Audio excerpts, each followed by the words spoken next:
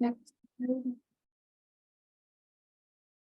Yes, let me make this little recording pop-up go away and then there we go. All right, great. Thank you.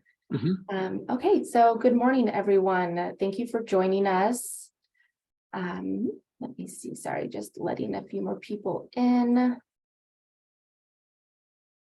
Okay, all right. Thanks again for joining us. My name is Sarah Husky with 3C Ren. I've started recording this course, which will be posted on our on-demand page. And welcome to an introduction to Passive House. Our instructor for today's course is Steve Mann with the Passive House Network and Home Energy Services. Before we get into the content, I just have a few slides to run through. And next slide, thank you. So we ask that everyone make sure they're on mute throughout the duration of the course. If you'd like to ask a question, please use the chat box or raise your hand in the participant section and we will call on you to unmute yourself. We also ask that you make sure your first and last name are on your profile. We need this information to track attendance and confirm any learning units. And next slide. All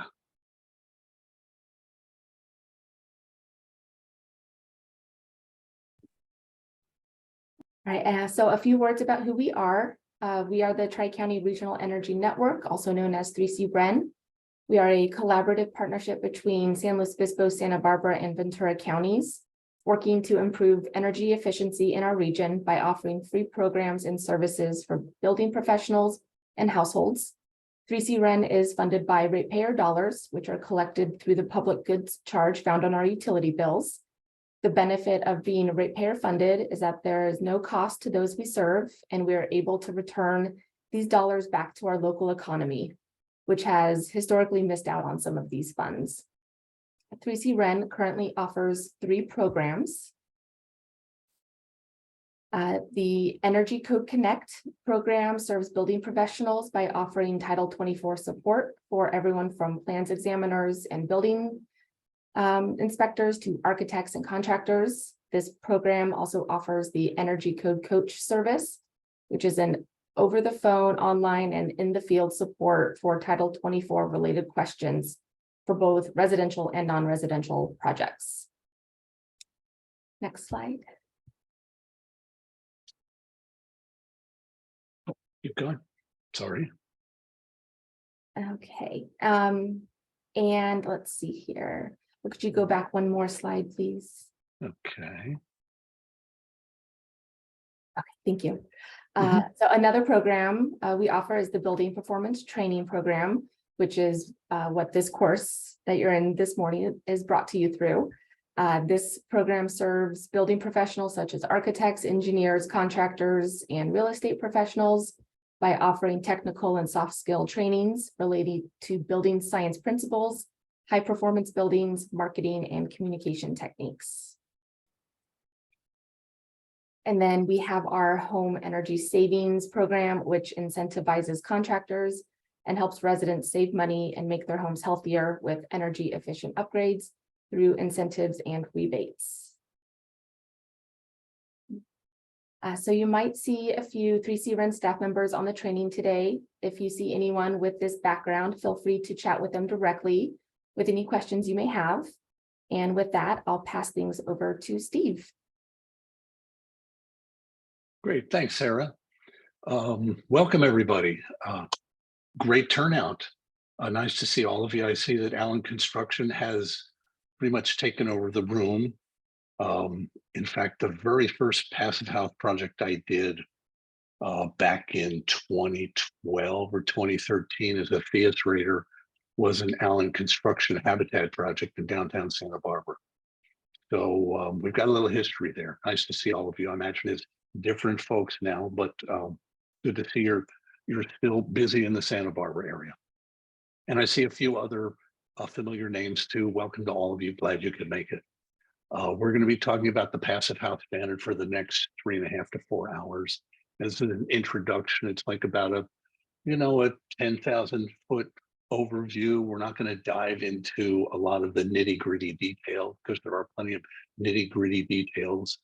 But just to give you a taste of what's involved and what this is like, and hopefully encourage you to go out and dig deeper into the Passive House standard and incorporate some of this stuff into your projects. Incorporate all of it if you can, because it's the only sensible way to build. I kind of came to that conclusion almost 15 years ago.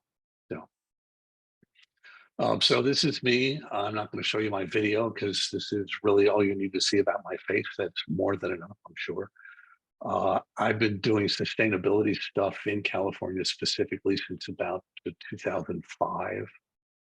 Started out doing all the normal stuff, HERS rater, certified energy analyst, Green Point rating, those kinds of things. And then I started doing LEED and got LEED certified, and I'm a LEED rater, so I do LEED projects as well. Although I'm winding those down in 100% in favor of passive house type projects. But almost 20 years ago, passive house projects were a rare animal, kind of like unicorns.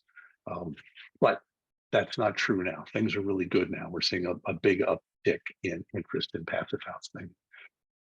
In the course of the last 15 or 20 years, I became a certified passive house designer, and then a certified tradesperson, then a certified trainer.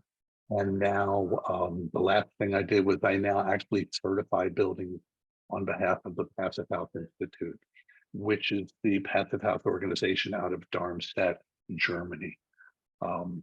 So that's what I do, and I'm a self-employed consultant, and 100%, well, 95% of my work is passive house related work now, and I'm doing projects all up and down California, and a couple in Colorado, and I'm having conversations with people in places like Georgia and back east. But since my familiarity is more California than anything else, that's the bulk of my work. Let's talk about the Passive House Network briefly. It is a nonprofit educational member-driven organization, and our focus is to promote the adoption of the International Passive House Standard. Like I said, it comes from Darmstadt, Germany. That's where it originated. We do training, we do conferences, we do all kinds of events, lots of webinars. There's lots of recorded webinars and educational materials on the website. But the other thing we do is we're building a community, and part of that process involved creating or helping to create regional chapters. And you can see on this slide, we have 7 now. But in addition to chapters, we also have affiliates, which are sort of like organizations that are thinking about becoming chapters. Maybe they're just forming, or they've been around for a while and they're not quite sure if they want to become a chapter because they're perfectly happy being affiliate. Everybody's a little bit different. But it is a national organization, but it also has ties with, Passive House Canada and Passive House New Zealand, and some of the European organizations. So it's a North American network, but it has strong ties with the Passive House networks and groups all around the world. We would encourage you to become a member. As individuals, it's pretty inexpensive. And if you do that, you get access to lots of online resources that are, restricted to members only. It's a lot of the really nitty-gritty science and, background information and testing protocols and all sorts of really fun, nerdy stuff. So I would encourage you to do this, and you get access to all of the educational events too. So please become a member or join one of your affiliates. There's actually a Passive House California affiliate, which I'm a member of, and in addition to the network, and they do a great job as well. So if that's how you want to go, I'd encourage you to support them, either one or both. Okay, here's the course description. It's an introduction to Passive House Standard, goals and methodologies. It's designed for architects and builders, not so much for tradespeople, although there's information here perfectly suitable for people that actually build houses, okay? But the Passive House process is first and foremost a design process. And so it's it's most relevant to architects and developers and designers, design build firms, anybody who draws plans or anybody who takes a set of plans and builds a building. This is totally appropriate for all those folks. We're going to touch just basically some basic principles of the certification process, a little bit of history, what we're doing now, and then we're going to finish it up with a couple of case studies of single-family residences, specifically in California, what they look like, how they came about, how they fit into the passive house world. So those kinds of things. Here are the learning objectives. First one is the 5 basic principles. There are 5 specific principles, 5 key principles, but then there are several secondary principles that if you actually want to certify a building, you have to meet these secondary principles as well. But from a design perspective, there's 5 points. So we're going to talk about those in a great detail. We're going to talk about hygienic ventilation, which is an essential component of a passive house building. Okay, you have to have a ventilation system, a whole house balanced ventilation system with heat recovery, and it has to have certain performance criteria in terms of how efficient the heat recovery is and how little energy it consumes. So we're going to talk about that and what the benefits are of that. We're going to talk about the tools. Let's say you want to design a passive house. We're going to talk about the tools that you're going to need to dig into in order to do that, assuming that you want to certify the project or you want to design the project that adheres closely to the passive house principles. I spend an awful lot of my time with these tools. I'm basically, my primary role, I do certify buildings, but I spend more time as a consultant or designer. Those terms are kind of used interchangeably. Certified passive house designer / consultant. So I help people design buildings using these tools. And it's a lot of fun. And then the final learning objective is just sort of illustrations and case studies and talk about what you need to do, like from a high level perspective, in order to achieve a passive house building and what they look like and how they function, okay, in the real world. Because these passive house with these case studies, we actually do talk about, well, modeled performance versus actual performance and those kinds of things. So we want to give you a look into the real world and what's going on with these types of buildings. Okay, I believe we have 4 parts, 3 or 4 parts, I forget. Part 1 is going to be the passive house idea. We're going to cover all of these things. Why we do this, why we should even care about it, how it fits in with climate goals, how it fits in with net zero, how it fits in with occupant satisfaction, and then how do you do this? And these are, you can see, those are the 5 high-level principles right there: continuous insulation, air tightness, thermal bridge-free construction, high-quality windows and doors, and ventilation with heat recovery. So we'll touch on the 5 principles probably more than anything else over the next couple of hours.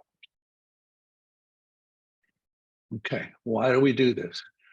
Well, when I first learned about this stuff back in about 2009, having been working in sustainability for 4 or 5 years in California Energy Code and all of this stuff, it became clear to me that this was the only way to build buildings. Any other way to build buildings just didn't make any sense by comparison. This was it. Now it's easier for me to say that. That doesn't really answer why passive house. Just because I say it's great doesn't mean it's great. So let's talk about some specifics. Okay, first one is we spend an awful lot of time indoors. 90%, depending on whose numbers you look at. With COVID, the amount of time we spend indoors has certainly gone up. I know it has in our household. I'll be lucky to eat. We're still in kind of like COVID mode in my household. And if I get outside and spend any significant amount of time outside, it's only going to be maybe on 1 or 2 days out of the week. The rest of the time, I'm in my house. I'm very, very close to my house because that's how we've structured our lives because of COVID. The problem with this is that the air quality inside our houses is worse than it is outside. Now, this depends, of course, where you're living. If you live out in the country, you live up in the mountains, and there's fresh air and breezes and wildlife and just healthy air outdoors, then your outdoor air is definitely going to be better than your indoor air. But if you open all the windows, then your indoor air might be fine. If you're in an urban environment like Santa Barbara or like in the Bay Area where I am, well, the indoor air quality is not going to be great, but sometimes the outdoor air quality is not so great either. Um, the point of this whole discussion is that, yes, we do spend most of our time indoors, and generally the air quality is not as good as it should be to promote our health and our well-being. Excuse me. Okay. So the pollutants can be 2 to 5 times worse, and like all things in this world, it depends. But I think if you measure pollutants in your house, which I do, I've got 2 indoor air monitors, one close to the kitchen, one in the master bedroom, because I want to know what's going on with my air. And after we built this, it's a certified LEED platinum and passive house building. That's where I live. Um, After we did this, was like, okay, so this air door quality is supposed to be awesome. I'm sorry, the air quality, not the air door quality. The air quality is supposed to be awesome. I want to know if that's really true or not. And so I put these measuring devices in. And by and large, I was very pleased with the results. The one exception is when we open windows to the outside and we're close to train tracks and freeways, some of the outdoor pollutants get in the house. When we close the windows up, they don't get in the house so readily. So I get to see this stuff on a minute by minute basis. Um, and what it's shown me is that the ventilation strategies for passive houses do work, and they work very well. And so it does reduce your pollutants, and it gives you a much better indoor air environment. As a result of the air quality in our houses, and as the result of um, moisture related issues, and it could be humidity from outdoor air, it could be humidity from inside the house. Um, there are any number of sources of moisture. Okay. It could be in the kitchen if you're constantly cooking pasta and you're boiling water and you don't have a range hood or you don't turn it on. It could be a house full of 40 or 50 house plants that give off moisture as part of their natural life cycle. It could be a building with lots of people living in it and, 4 or 5 animals, for instance, because we all um, give off moisture and carbon dioxide and things of that sort. So there's moisture all around us all the time. And that's okay. That's the natural environment. What we're trying to prevent, though, is having this moisture wherever it comes from, whether it's inside or outside, whatever the source we don't want it turning into mold and mildew. Okay. Passive houses were specifically designed. One of the primary design principles when this was first invented was to make sure that we had a healthy indoor environment that definitely did not allow the growth of mold or mildew, regardless of the climate zone. And we'll talk about that a bit more. It actually does that quite successfully too, and there are reasons, very specific science-based reasons why it does that. Um, and this seems like a scary thing, especially in California, which is for the most part fairly dry, and so on and so forth. But I've seen mold growth in buildings I've bought and renovated. I've seen it in other people's apartments where, let's say, living in a place like San Luis Obispo, which is relatively dry, um, mold growing inside bedrooms and things like that. So this can happen. Uh, you'd think you'd only have this happen when it was like wet and humid and just, obviously promoting this kind of activity, but it can happen when you're not suspecting it, when you don't think it's even possible. So we want to make sure it never happens. Here's another reason we know about. I already talked about this a bit, but this particular slide is showcasing the fire issue.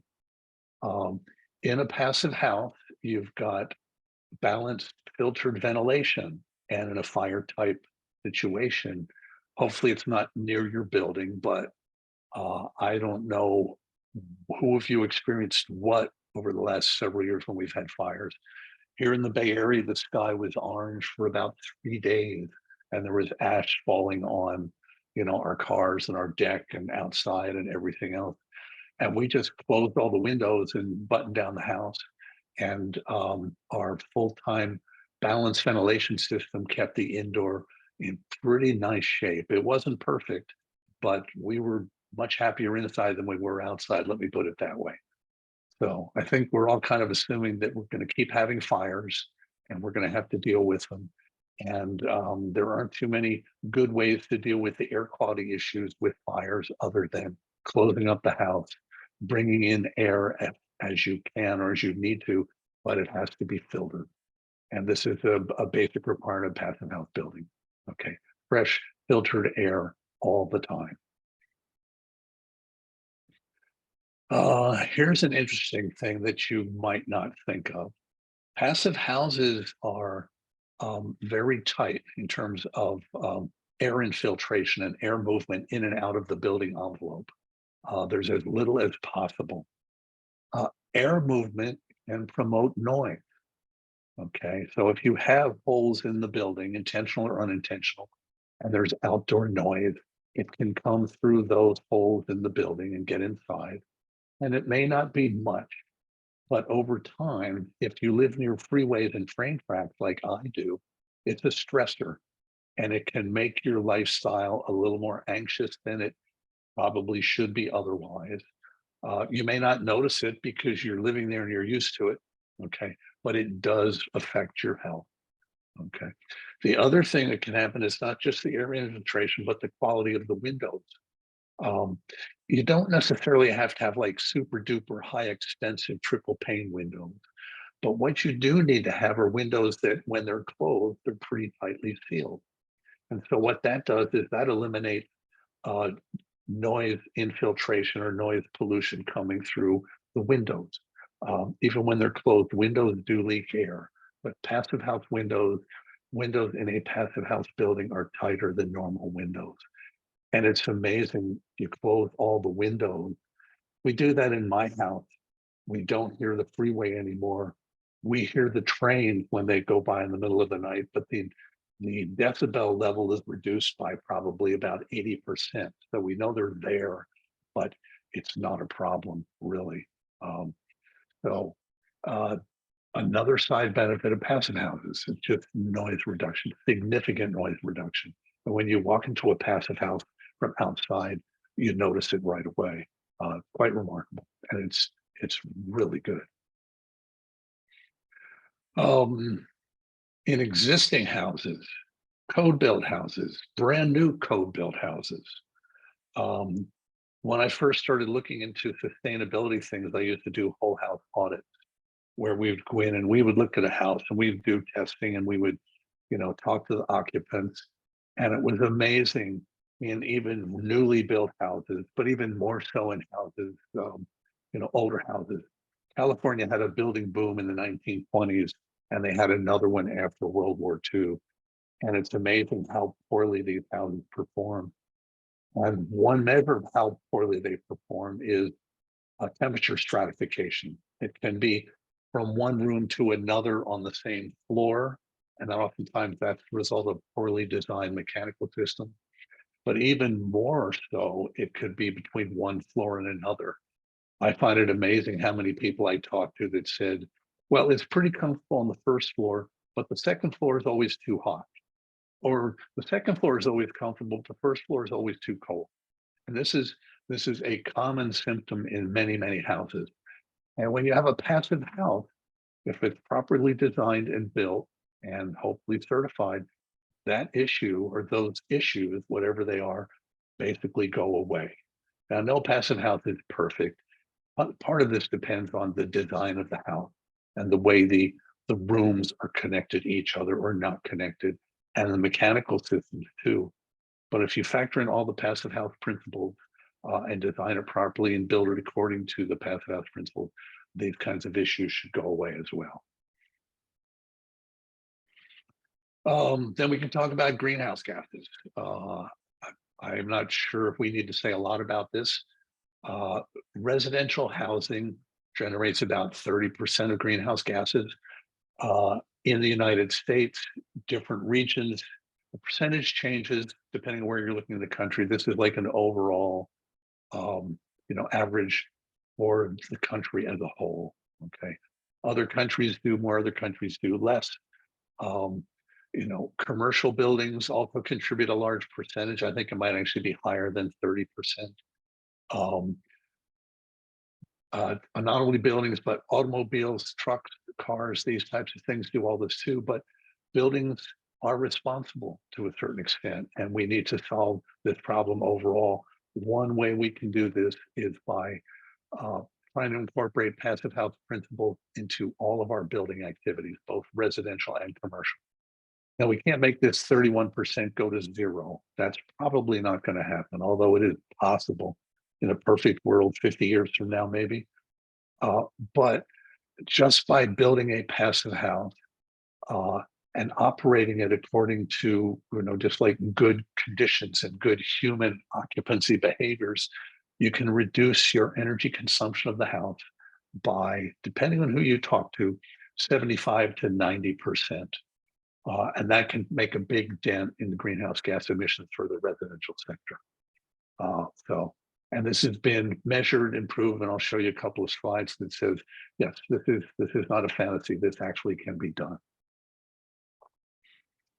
Another thing you get from passive houses are you get durability. Now that comes in, that can incorporate a lot of different topics, but one big topic that falls under that category is, well, what happens to your building when the grid goes out or when there's a massive climate event, like maybe some of the winter storms we had this year, whether it was snow up in the mountains or, flooding in some of the plains that we had, in parts further south. We didn't have any of those issues here in the Bay Area too much, but we saw the news reports of these things. When your house is no longer connected to the grid, what happens to the people in the house?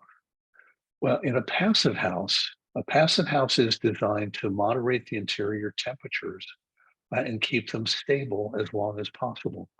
And so what you'll find is during extreme weather events, whether the grid goes out or not, you'll find that comparing a passive house to a code-built house, the passive house stays more comfortable longer.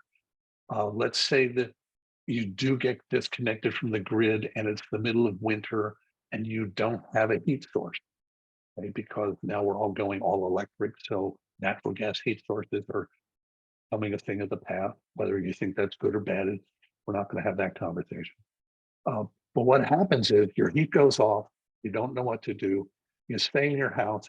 In a code-built house, the temperature inside that house could drop 10 degrees within 12 hours, or let's say 24 hours. In a passive house, that temperature may instead drop, say, 4 degrees over 3 or 4 days, because it's designed to stay stable on the inside, environmentally and temperature stable on the inside, much longer than a typical house. And so it means the survivability is higher and the durability of the house from an occupant's perspective is just going to be better. And again, these are provable things. We do have the energy code stuff here.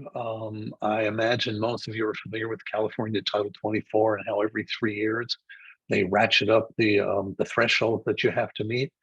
Depending on which code cycle we're talking about and which building sector, they may or may not ratchet up all that much. Compared to passive house, I find that the way the energy code cycles every 3 years is kind of very minimally incremental. Okay, the residential code changes from 2019 to 2022 are almost non-existent. There's almost no change at all, which I personally find very disappointing, but it is what it is. Okay, but as the code ratchets up, whatever code cycle that takes place, passive house already exceeds Title 24 significantly, and it has for quite a long time. And I'm pretty sure it will for quite a while yet, unless we can convince the Energy Commission and the CPUC to make passive house an alternative code compliance path, which we've been working on in California for 3 or 4 years at least.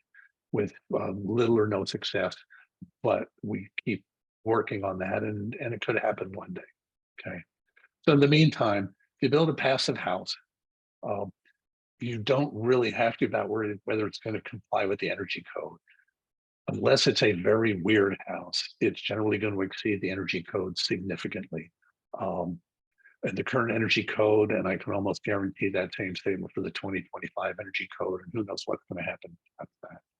Okay. So it just solves that issue, takes it off the table totally. Okay, so this is what we get in the passive house. You get health, you get comfort, you get durability, you get resiliency, you get predictability, and you do it with, here it says 75% less energy. Again, some buildings I've seen, it's 90%. Okay.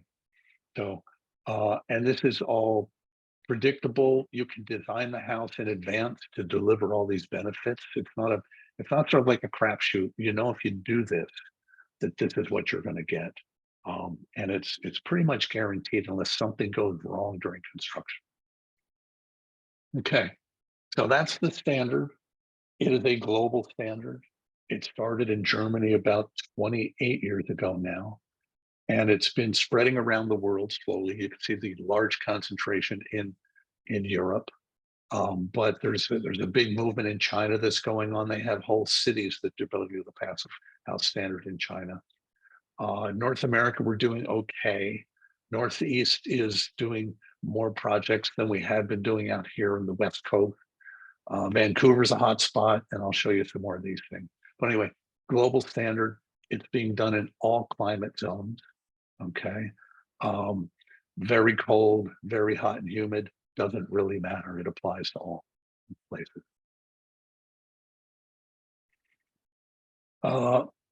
We need to do this.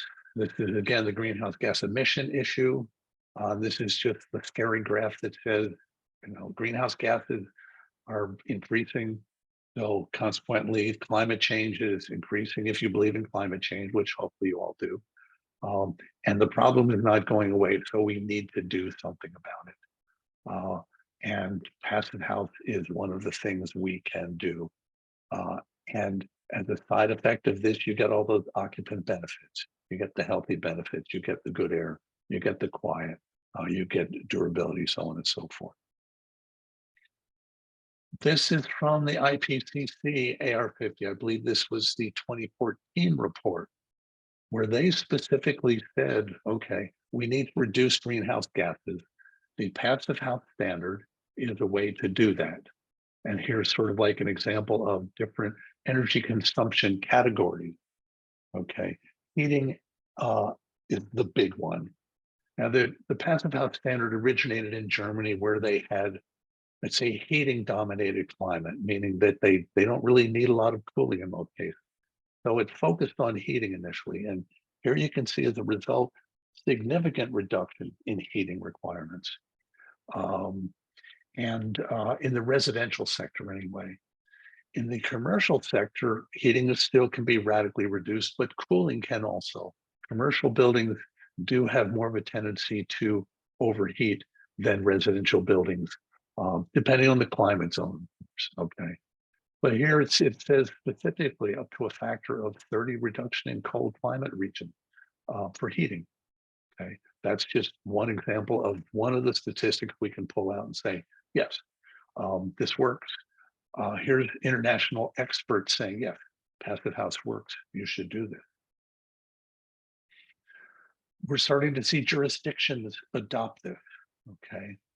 New York City has adopted passive house. They've got some pretty strict legislation going on in place where existing buildings and new buildings have to meet a certain radically reduced greenhouse gas emission by certain timeframes.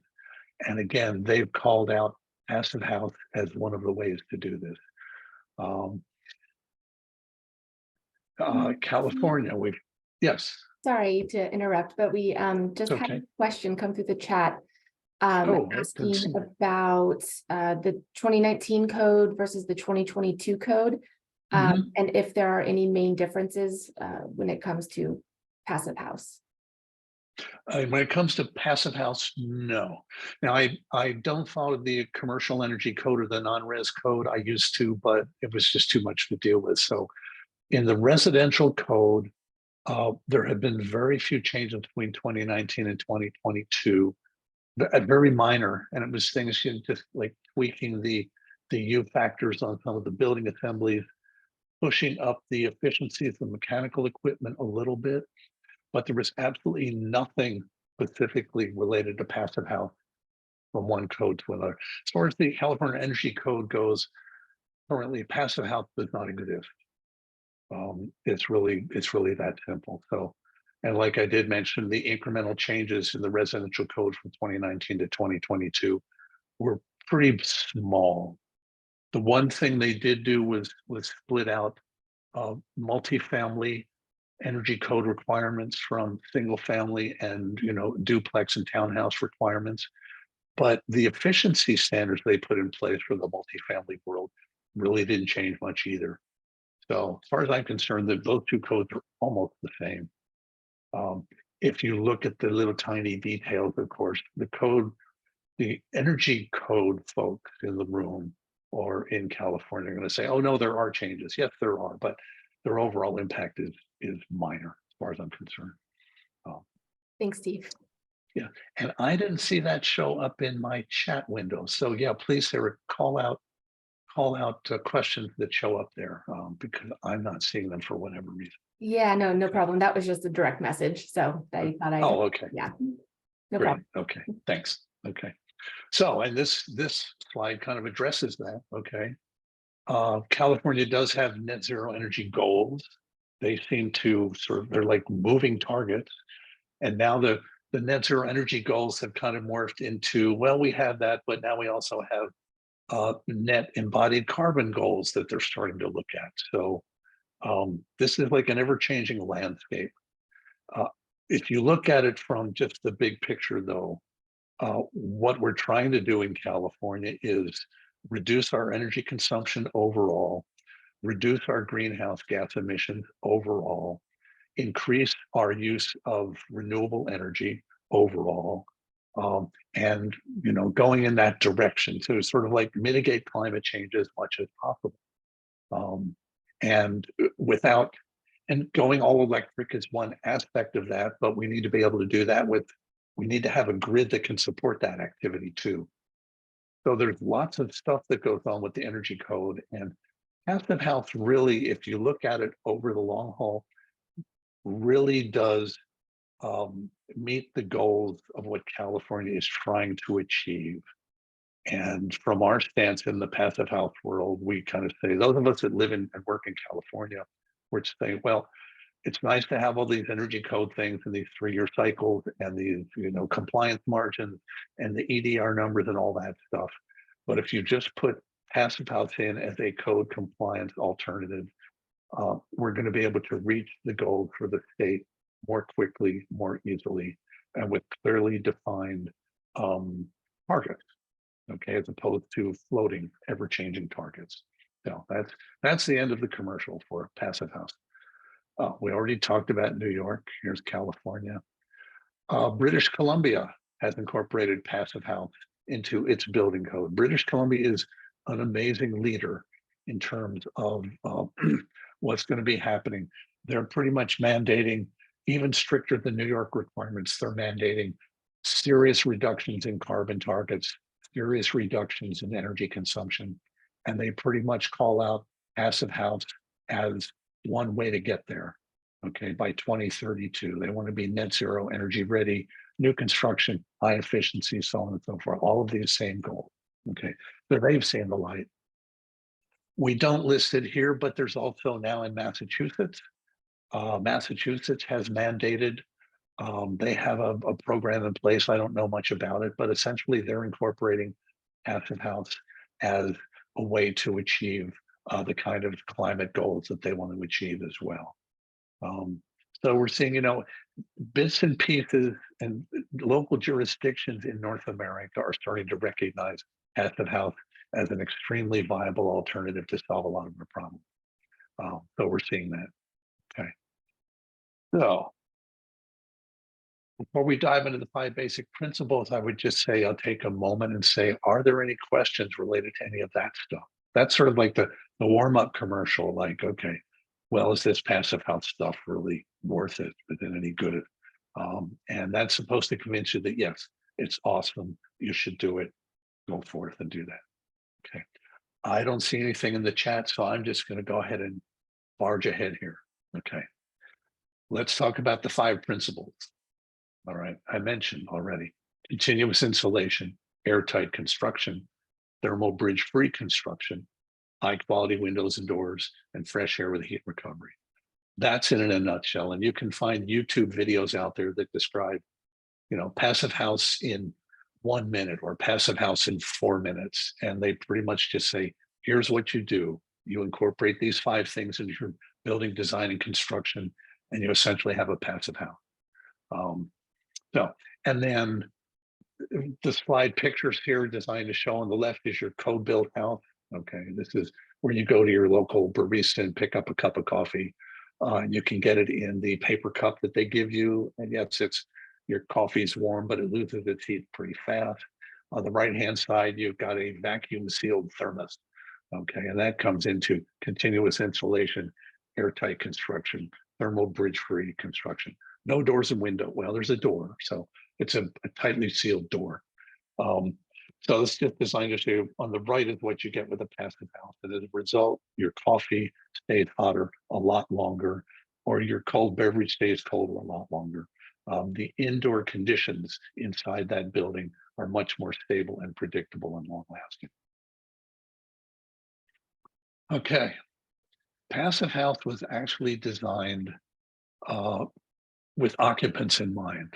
When people hear about passive house first, you can get the impression that passive house primary goal was to reduce energy consumption. And that's actually not true. The primary goal of the passive house movement when it first started was to make the people inside the building comfortable and healthy, and stress-free as much as possible.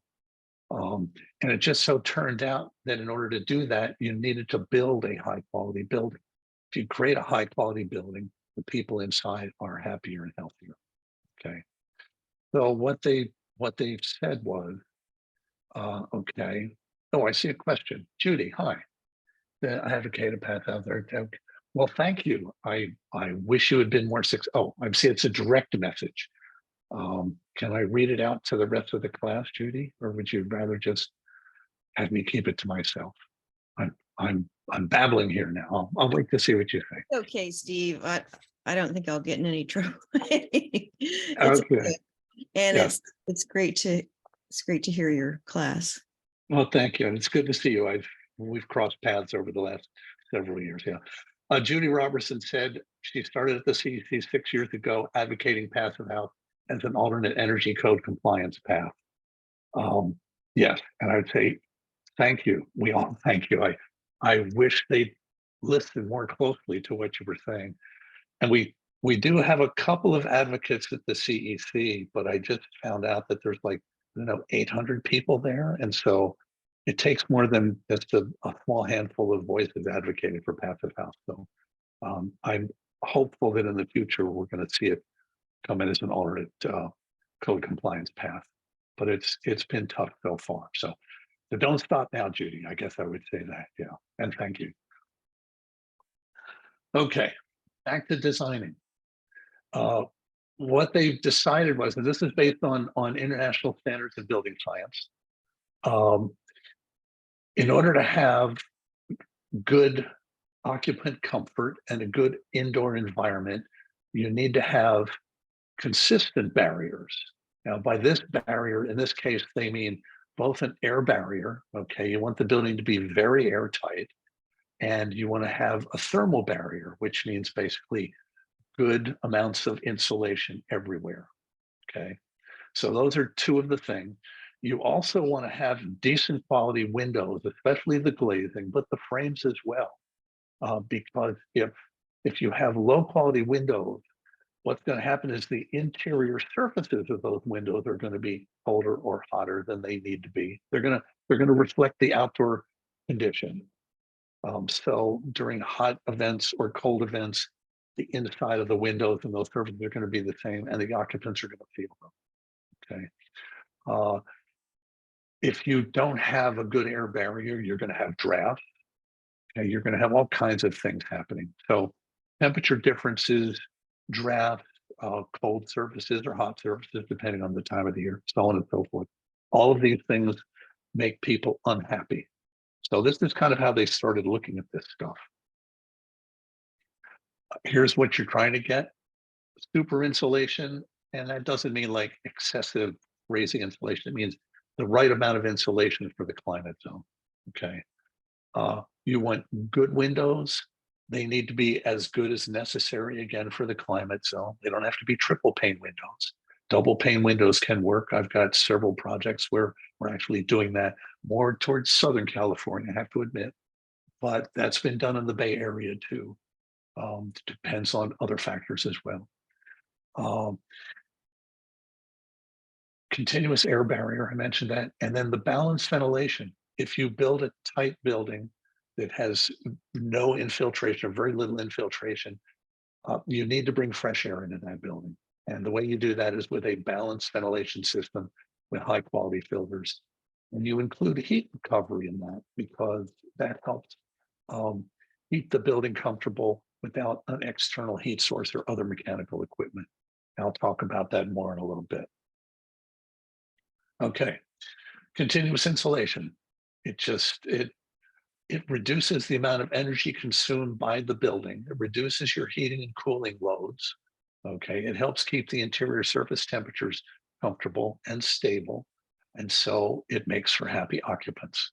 Okay, again, it's not about energy consumption. That's sort of a side effect. It's about people being comfortable on the inside. Airtight construction gets rid of drafts.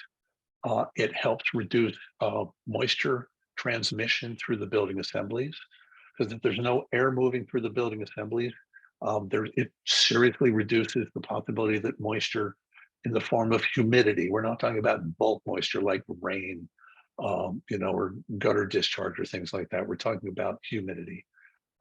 It reduces the amount of moisture that can move through the envelope, which is a good thing, because that, and you'll see on the next slide, that helps reduce mold and mildew. Okay. Passive house has a very strict standard for new construction. The building can't leak more than 0.6 air changes per hour under specific testing conditions. Compare this to California Energy Code. I don't mean the dash title 24, but for new construction, the current threshold for a new single family residential building is 4.5. It's either 4.5 or 5 air changes per hour. That's considered acceptable. That's like the baseline prescriptive standard. So that's 10 times as much infiltration. Energy Star currently is 3 air changes per hour. So that's 5 times more infiltration. So passive house is a radically reduced infiltration level, and you get all the benefits we already talked about. Weather drafting, the noise, comfort, et cetera, et cetera. So I don't want to beat that horse too much. You reduce the drafts by testing. Okay, that's one way you do it. We'll talk about that more. The one on the picture on the right shows what happens when you don't have a tight envelope. You get air moving in and out of the house. And as I've already mentioned, the slides had mentioned, that can introduce moisture and mold and mildew. And we're going to show you mold and mildew pictures several more times. But it also just brings dirt in the house. And so you can see actually when you've got this kind of situation shown on the right, the dirt, the air movement through the holes in the building envelope, actually the building itself becomes a filter. It doesn't do a good job, but it actually does, because particulate matter gets embedded onto surfaces. Some of it comes into the air and keeps flying around the building, but a lot of it gets stuck, like shown on the right-hand side, especially if there's insulation. Insulation is a great filter for a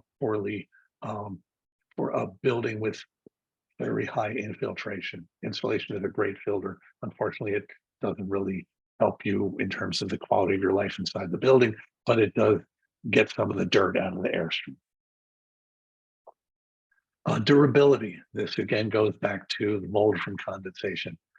You need to make sure that you don't have any surfaces in the building where you can have the potential for mold or mildew.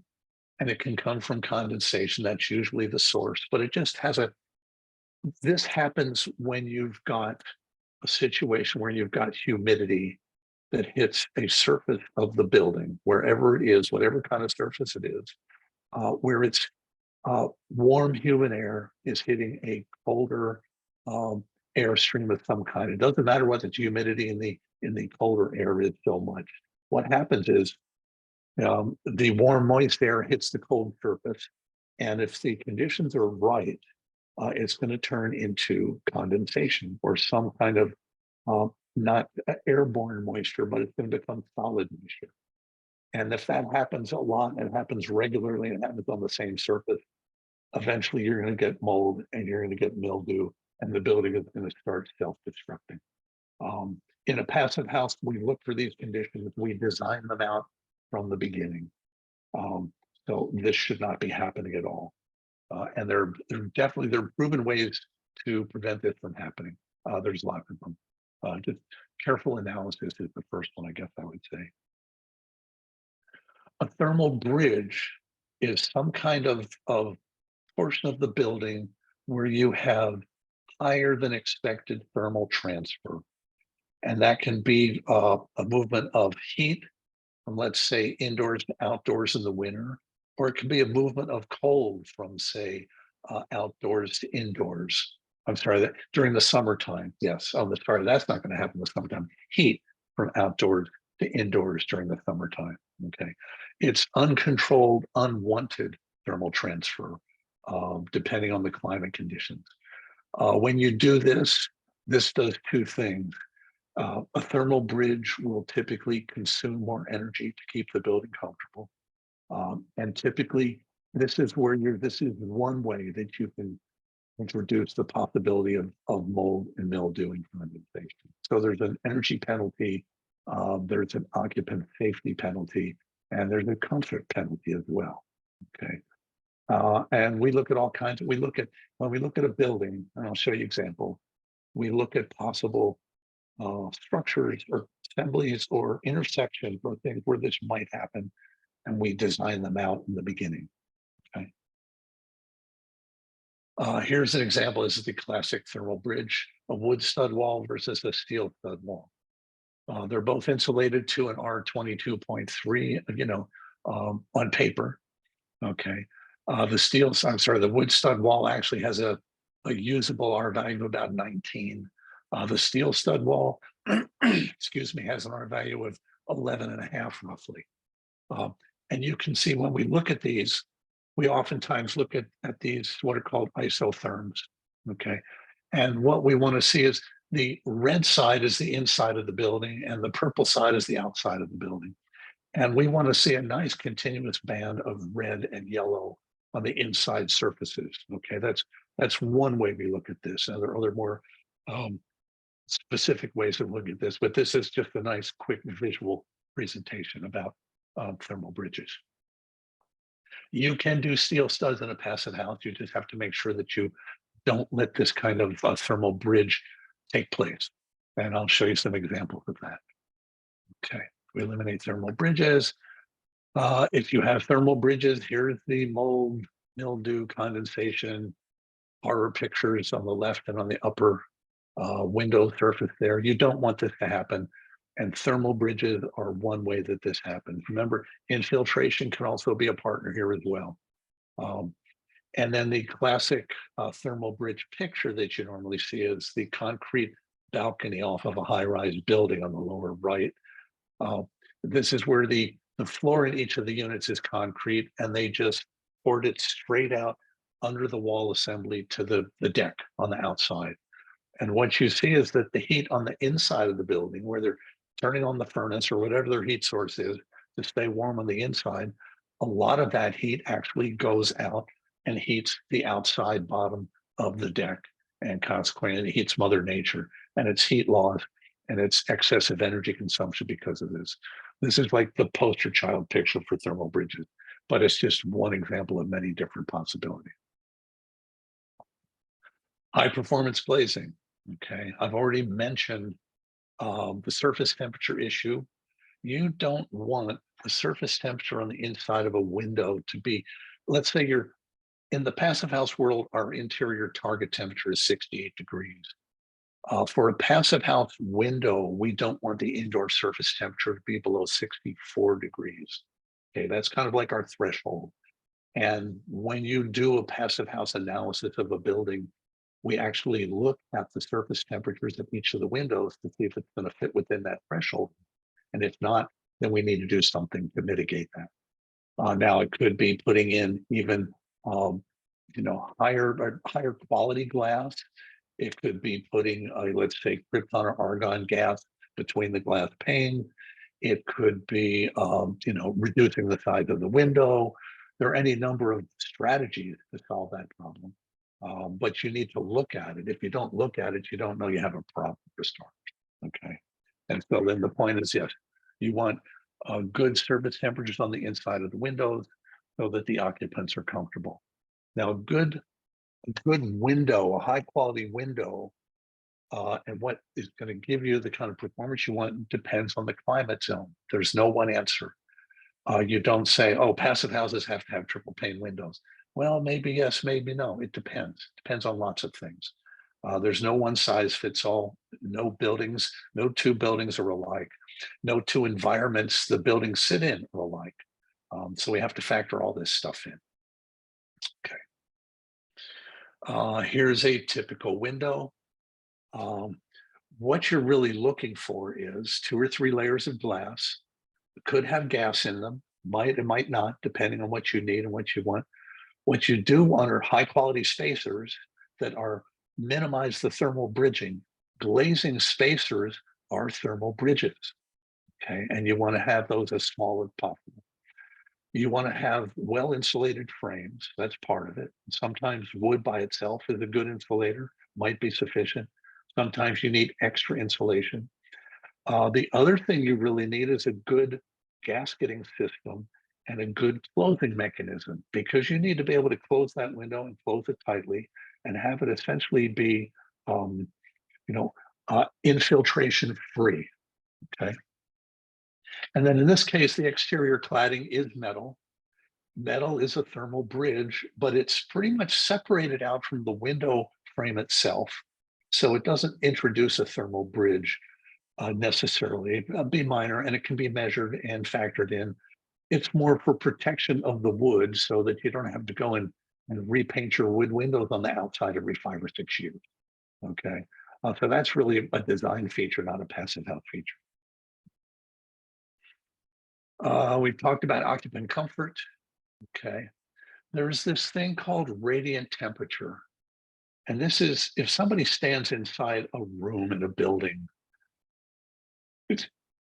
every surface of your body interacts with every surface in that room.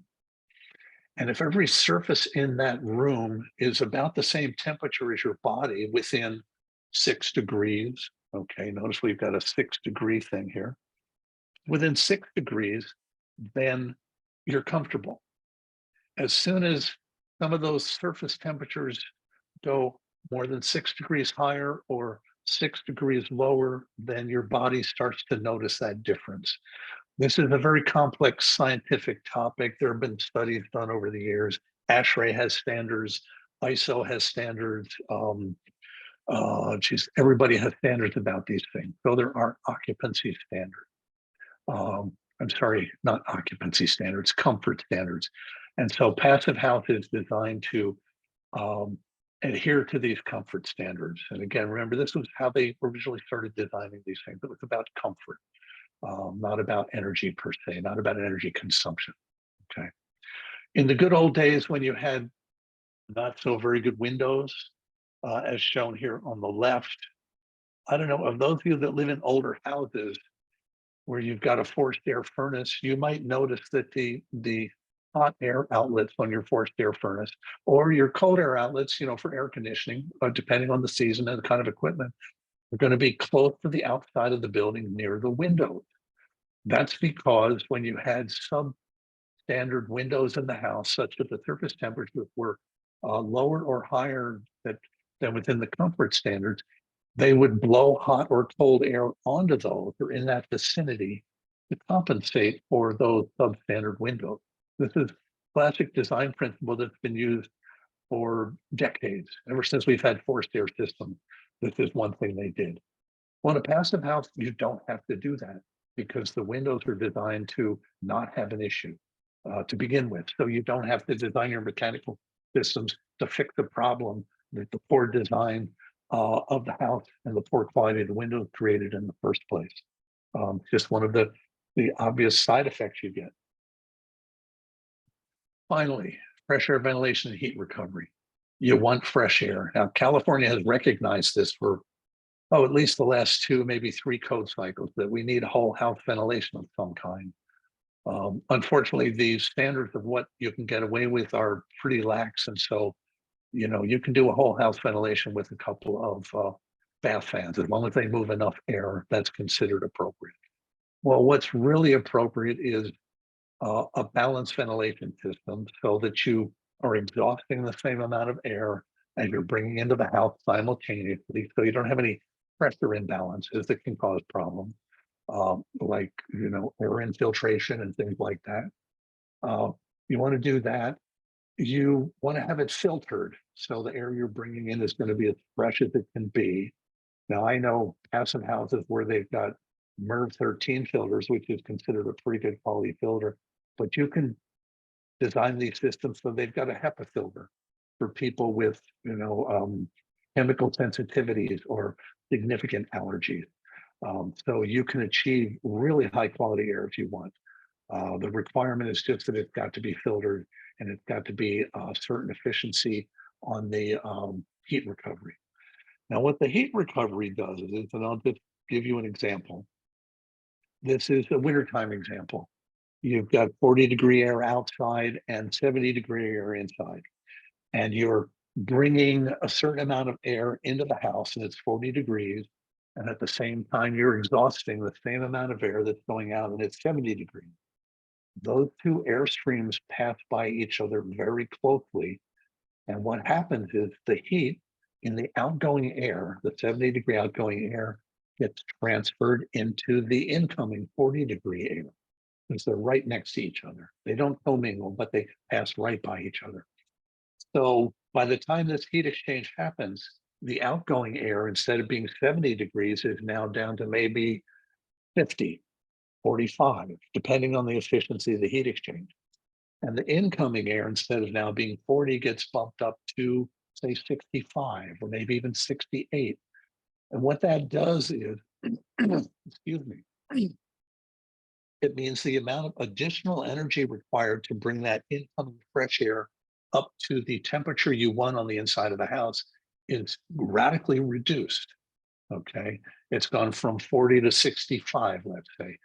So you only need to add a few BTUs to bring that 65-degree air up to 68-degree air or 70 or whatever your target is.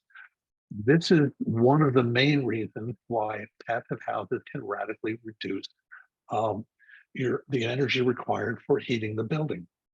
Okay, because this heat recovery process, which is a passive process, it doesn't take energy, just happens, and it helps solve your heating load requirement. Similar thing happens in the summer. It helps solve your cooling load requirement, not as significantly, but it also helps in that respect too. So this type of equipment, which is more expensive than a couple of bath fans, does an awful lot of work, and it lets you seriously downsize your other mechanical system. Okay, and it lets you seriously reduce your energy consumption for heating and cooling. This is one example of what they look like. And this it is the lungs of your building. Now, in order for these to work properly, the equipment itself has to be insulated, okay, because it's effectively outside and you want to build a well-insulated building. So anything that touches outside needs to be well insulated, needs to be airtight, okay, because you want to build an airtight building and mechanical equipment leaks. Anybody who's ever done any duct testing knows all about this, okay? It's going to be essentially thermal bridge free. It's going to be quiet, efficient, and well located. Now you notice this piece of equipment is essentially like a little passive house itself. Okay, it's got all these characteristics that you want. The toughest one I found in new construction and even more so in retrofits is a suitable location. Because essentially what you do is you're using this equipment to send fresh air throughout a building and exhaust stale air from throughout a building. So you need a place to put it, first of all, and it's not small. And you'll see a picture later on that shows it's actually bigger than what we're looking at here because there's stuff connected to it. Uh, you need a place to put it, but then you also need to have in a location where you can run duct work to the parts of the house where you want to deliver air and exhaust air. So if the mechanical designer and the architect aren't working together when the building is being designed, it may turn out that there's actually no place to put this equipment and there's no place to run the ductwork efficiently because they didn't talk to each other and they didn't know what each other's requirements were. And I've actually seen this happen. I've seen it happen in buildings that were almost fully built and then they realized, oh my God, where are we going to put this stuff? And there was really no easy, good, effective answer to that question. It can get really messy. So, okay, so that's balanced ventilation with heat recovery. Different ways this can be done. In a single family residence, that's no big deal. Okay, you put it somewhere in the house. You want it in conditioned space. That's how it operates best. You don't want it in a crawl space, an unconditioned crawl space. You don't want it in an unconditioned attic.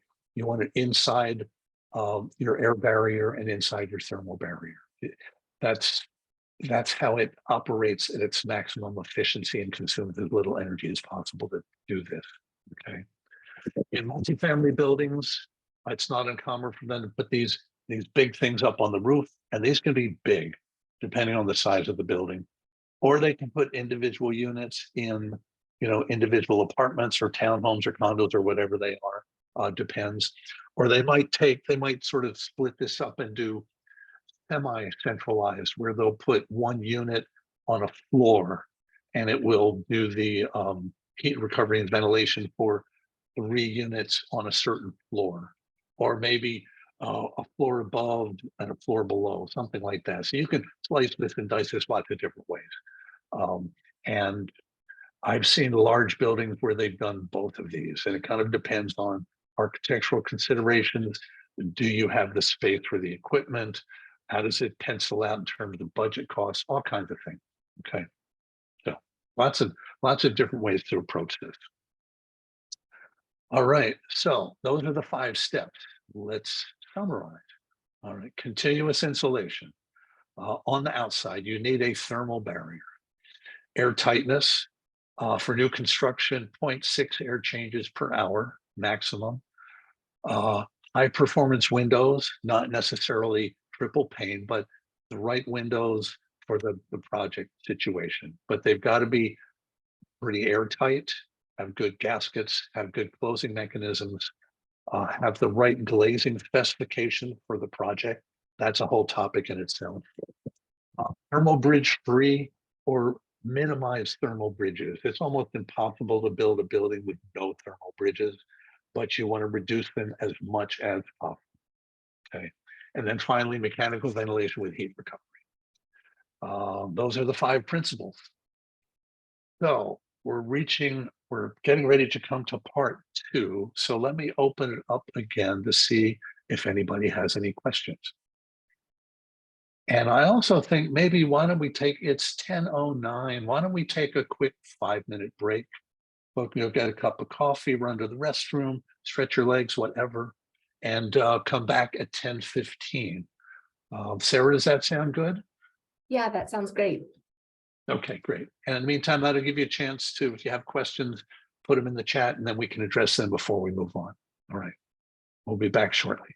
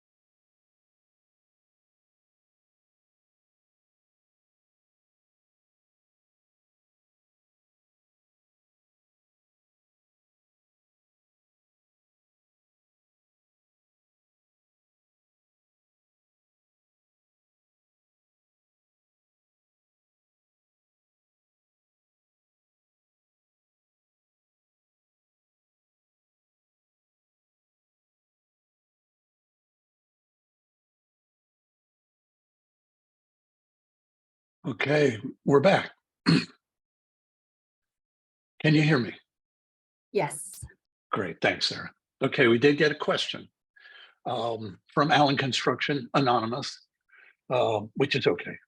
Regarding the continuous insulation under the roof, does it need to be Icynene or can it be batt? Has anyone had problems using Icynene as it tends to completely surround the mechanical rough-ins? Seems like future access would be challenging if there was a leak or something else going on. Okay, there's no simple answer to that. My first thought is, well, it depends on what the rest of the assembly looks like. If you've got insulation on the outside and you're doing a combination exterior and interior insulation, probably doesn't need to be Icynene. The only reason I've ever heard anybody say it should be Icynene is if you're using it as a vapor barrier, and it's not Icynene, it's closed cell spray foam. Okay, that's considered a moisture barrier. And the point of that is to prevent humidity from inside coming up through the building, hitting the roof assembly, hitting the roof sheathing, and it's going to be a cold surface depending on the climate conditions, and then you get condensation, so on and so forth. If you've got exterior insulation, that shouldn't be a problem. You don't need the Icynene at all. You don't need a vapor barrier on the inside, which is essentially what it is. So I'd say it depends on the rest of the assembly and what you're trying to accomplish. As far as surrounding the mechanicals and the rough-ins, yeah, it's a freaking mess. I wouldn't do it personally. I just wouldn't. I wouldn't encourage anybody to do that. And I actually don't encourage people to use foam at all for a variety of reasons, which is a whole nother discussion. Basically, it's a petroleum product. It's not an air barrier, no matter what people may lead you to believe. It's out of all the products we can use to insulate our buildings, it's probably one of the worst choices. And we can have a conversation offline about that if you want. So yeah, you're right about future access. I don't like Icynene, I don't like foam, and regarding how the structure would work, the assembly would work overall under all climate conditions, it depends on the rest of the assembly. So hopefully that answers your question. Oh, Todd, okay, thank you. Thanks for the question. Good question. Okay, all right, let's dig into part two, the passive house idea. We're going to talk about certification. Let me just back up here. Oh, that did back up. Okay, let's try and move forward. All right, so we're going to talk about certifications, why you should do it. As a passive house certifier, of course, I'd like you to certify all your buildings. But probably half of my projects, people don't want to certify the building because they see it as an extra step, but they want the building to perform to passive house level. So we do the design work, we put it all together, they build it up to the passive house standard. Certification process throws a few more little things you have to deal with. Well, depending on your point of view and your role in the whole process, it might be more than just a few little things. It might be, several kind of medium-sized annoying things. But I'll talk about that a bit, okay? There is a sequence. There are different types of certifications, including buildings, products, people, so on and so forth. So there's a whole ecosystem of passive house certification. Okay, we'll start with people. We'll talk about buildings and that process, and we'll talk about products. Now, here's on the right, that's the picture of, this is more realistically what a heat recovery ventilation system looks like. Here's the box, which we saw in the previous picture, but then you've got the octopus attached to it. This is what a typical installation looks like. It's not the only way to do it, but it's the most common, okay? So you need room for the octopus tentacles, and this could be, these are all 3.5-inch diameter tubes, I think, but you might have 20 or 30 or 40 of these things. So you need to be able to connect those. So typically you need a fairly sized mechanical closet somewhere or mechanical space in order to do this. Okay. All right, let's see, onward. So this is a performance-based standard. I'm sure many of you heard the term performance versus prescriptive. One place that happens is in Title 24. You can prescriptively, you can have a building prescriptively comply with the energy code. It's basically a checklist approach. 99% of the Title 24 I do and I see are performance-based, where you essentially take the characteristics of the building and you put it into a computer model, and it crunches the numbers based on, you know, the building assemblies and the window specifications, the mechanical equipment, the orientation, et cetera, et cetera, et cetera, and gives you the answer. And the answer is, well, does it comply with the energy code or not?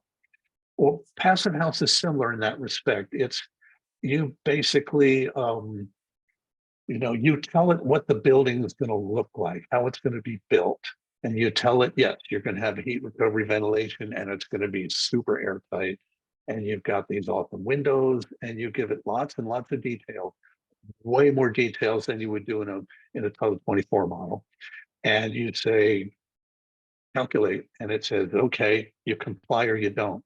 Now, complying, there are like multiple categories that you have to comply with. You have to comply with the heating load, with the cooling load, with humidity levels, with overheating, or well, not overheating specifically, and with air tightness.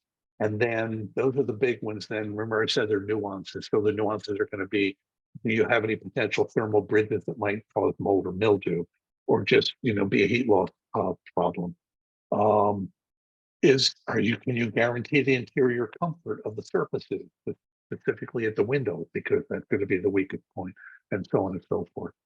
So the model will tell you, it will answer all these questions for you if you put in the right information. And just like all models, it's like garbage in, garbage out. If you want accurate answers, you have to give it accurate data to start with. Okay, so this is how Passive House modeling is done. It's a performance standard. The protocols that it was developed on are all based on well-known, well-developed international scientific building science standards that have been around for decades. They didn't invent anything, really. They just took a bunch of stuff that was there and incorporated it into this one package designed to create a building that was good for the occupant and also, you know, reduced energy consumption as a side effect. So that's all they did. Okay. Now, they have done ongoing research since then in other related issues, but that's how it all started. Okay. Building code, well, building code, like I just said, Title 24 is performance or prescriptive. ASHRAE can be performance or prescriptive. LEED is definitely prescriptive in approach, although it does pull in some energy efficiency measures. So there's one little portion of LEED that's performance-based. So it's sort of like mix and match in these kinds of things. There are a lot of different ways to approach this. There are a lot of different ways that people look at buildings. This is just how the Passive House world does it. Like I said, there's an ecosystem, okay? The Passive House Institute created this and they manage the process. It's a research institute in Darmstadt, and I think they now currently have about 60 or 70 people. I can't really keep track, okay? At the bottom, we have all of the team members, okay? Architects, engineers. This is everybody involved in the design of the building, okay? And all those folks take and provide information to the certified consultant or designer who does the modeling, okay? They do the modeling using something called the Passive House Planning Package, which we don't have a picture of here. We'll have a picture of that in a little bit. And then the consultant or the designer, that's the same thing, different title because of trademark issues or something, I don't know. They provide the information to the accredited certifier, okay? And the certifier puts together, they do like the audit review of the final submission and say, okay, yeah, provide me with the proper documentation. And if you build the building according to what you designed here, the building is certified, and I will give you a plaque that says it's certified. And then the Passive House Institute created all the rules, but they also from time to time will review the work of the certifiers just to make sure everybody's doing their job. So ecosystem. Now, certifiers are certified. Here's their little patch. Consultants and designers are certified. Here's their little patch. there's a tradesperson certification, which can apply to anybody at this level. Anybody at this level can also be a certified designer or consultant. I have architects that do that. I have engineers that do that. I have developers that do that. A couple of builders, not too many homeowners. I had a couple of homeowners that have done the modeling. They're not certified, but they've done a pretty good job, but that's rare. Architects are most likely to be certified as designers, but they actually like to design buildings, not model buildings. So they typically learn about this stuff and get certified so they understand the process and requirements, but they'll typically hire a consultant or designer who specializes in just doing the modeling and doing it correctly, because it's a whole specialty. It's kind of like architects usually don't do their own Title 24 modeling. They do sometimes, but generally they'll hand it off to somebody else because they're more consumed with actually designing the building, doing the plan sheets, and getting a permit and that kind of stuff. Okay, so there are specialties here. So that's basically the people ecosystem. Okay, now in North America alone, we have a bunch of certifiers. There's 13 organizations, and there's probably about, I'd say, 20 people in those organizations that are certified to be a certifier. You cannot certify a building unless you hire a certifier to do the final audit. Okay. And so this is all of North America. RDH is out of Canada. Let's see. Well, North America includes Italy and it includes France. Peel is out of Canada. I'm not sure where Miso is. I think they might be Italian also. So this is worldwide. So that's North America. In Canada and the United States, there are 1, 2, 3, 4, 5, I think 6 organizations, maybe 7 organizations out of this bunch that can do certification. So this represents, from the Tropic of Capricorn, I think, the one north of the equator, and parts north from there around the globe. Okay, so bunch of certifiers, and you can, when you want to certify a building, you can go to any one of these. Okay, you can hire anybody. I've already mentioned designers and tradespeople. Those of you that are either signed up for or interested in taking the training that we're going to be doing in Santa Barbara in the end of June, the last week in June, and that's going to be live and in person, which is in the post-COVID world, that's a rarity. I think it's the only live training we're doing for the last 3 years in all of North America, I believe. But you take that training, and if you take the exam, okay, you can do the exam and you become a certified passive house designer. That's the North America world. Okay.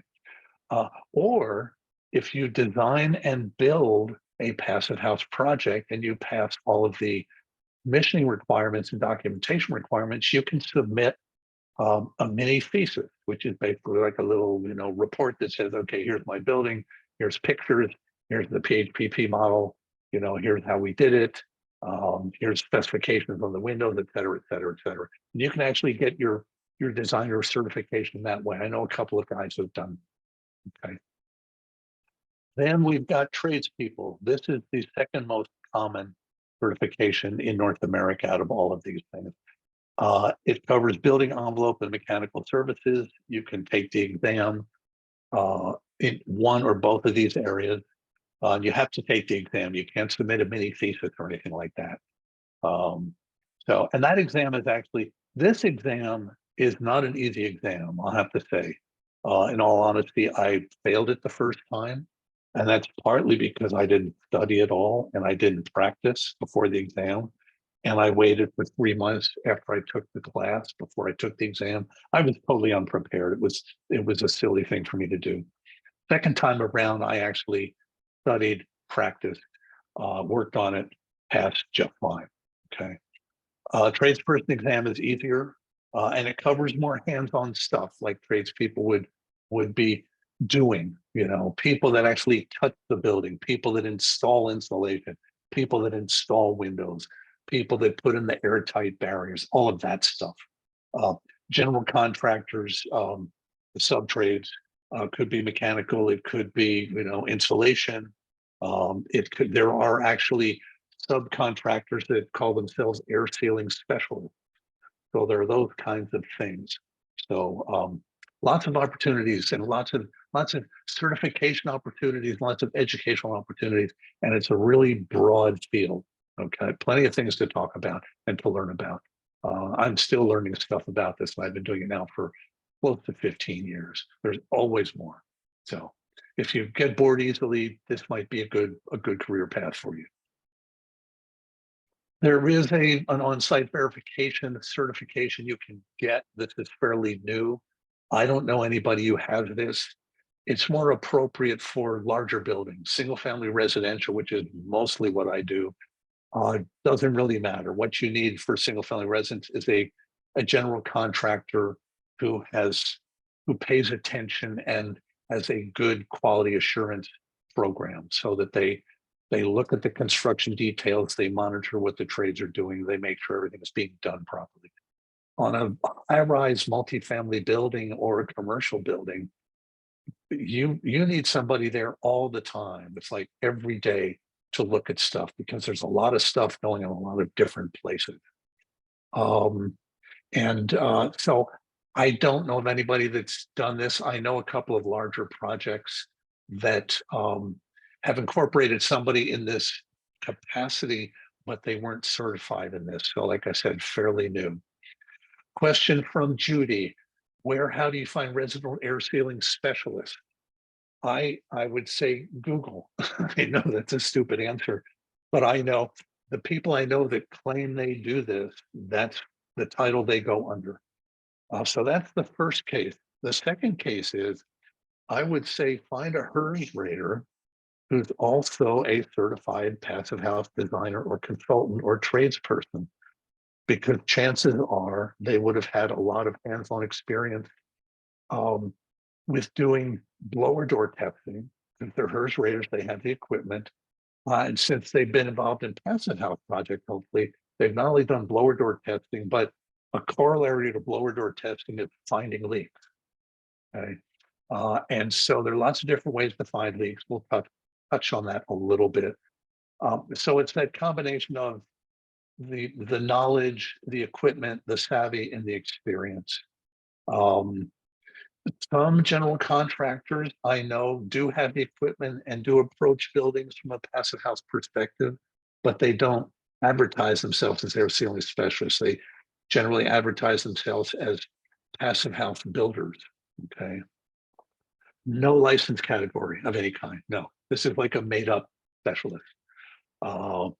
So yeah, I think this kind of goes back. Maybe in the commercial world there is, I don't know, there might be. In the residential world, there is no such thing. And this kind of goes back to the whole issue of a disconnect between the passive house world and building buildings according to these principles, and what our building codes and our energy codes require, or in fact don't require, don't even acknowledge. Yeah. So yeah, that's not a great answer. I'm sorry. That's the best I've got. Yeah, it's a tough one. I'd say a good HERS rater.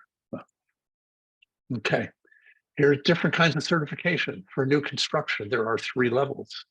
It all depends on how much solar PV you've got on the roof, essentially, or attached to the project. It doesn't have to be right on the roof, but it has to be dedicated to that project. Okay. There's classic, plus, and premium.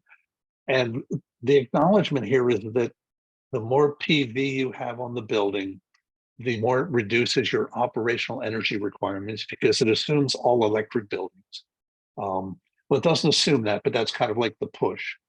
And so if you totally eliminate your pull on the grid by providing all of your energy on site, it's basically, a net zero or semi-net zero kind of acknowledgement, then you're helping us build a better quality future. And so they want people to be rewarded for that, with a plaque. It's harder to do because you have to put more PV on, and maybe you have to design the builder to slightly more stringent standards, mostly about electricity consumption and things like that. But it is achievable. The most common certification is the classic right now. I have one project that they're going for plus, and I've heard of a couple of premiums, but I don't personally know of any. Okay. This is how you get there. This is kind of what it looks like. Okay. You have this, and these are the architectural timelines: schematic design, design development, construction drawings, construction. A schematic design is, you know, when you're sketching things on the back of a napkin, and a little bit more than that. Design development is when you flesh it out more formally with an architect. Construction drawings are when you actually detail everything, okay? And then you build it. Now, passive house is first and foremost a design process, okay? Notice here it says you onboard your passive house designer right away, early on. Here you do a feasibility model. So you've already done your first building model and you don't even have construction drawn, okay? So the designer or the consultant and the modeling should inform what happens in these later stages, okay? And as you get down this way, you get more and more detailed, more and more detailed. By the time you get to beginning your construction drawings, you should know what your thermal bridges are going to look like, or whether you have any of any relevance. You should know what your products are going to be. You should have done a detailed and accurate energy model, and it should have been reviewed by everybody, okay? Including, you'll see here, this is the pre-certification review. This is by the certifier itself. Usually you want to have the certifier come in at this point before you do the CDs and say, okay, that'll work. We can certify that if that's how you're going to do it. Or they say, oh, that looks pretty good, but oh, you've got this huge thermal bridge where the steel beam sticks out to hold the deck up, or something like that, okay? So the consultant has a lot of knowledge. The certifier is essentially also a consultant, but they've done more of it, okay? And they've gone to the trouble to get the extra certification, so they're more experienced. It's always good to have at least a couple of pairs of eyes, all right? By the time you get to construction drawing, by the end of construction drawing, your construction drawing should have details on everything, and I mean everything related to the passive house aspects of the building. It should call out materials. It should call out which windows you have and their specifications. It should call out R values. It should call out building materials. It should call out everything, and and you'll see some of the things we like to see in these documents in a little bit. So by the time you start construction, people building that should have, there should be no mysteries at all about the passive house aspects of this building, like zero mystery. Okay, it should all be there. And so you do that, and during construction, you take some pictures, and you get some documentation and stuff. If you make changes, you inform the certifier and you inform the consultant so they can redo the model. Everybody should be talking to everybody the whole time in a perfect world. And at the very end, you commission the ventilation system and you do a final blower door test. And then they have to be documented with formal requirements and stuff. And if you meet the ventilation commissioning requirements in the blower door test, and you have the documentation and the model that should have been done back here and maybe modified here, then you can get certified. Okay. But pretty straightforward. It's just there's some extra layers on top of the normal building process.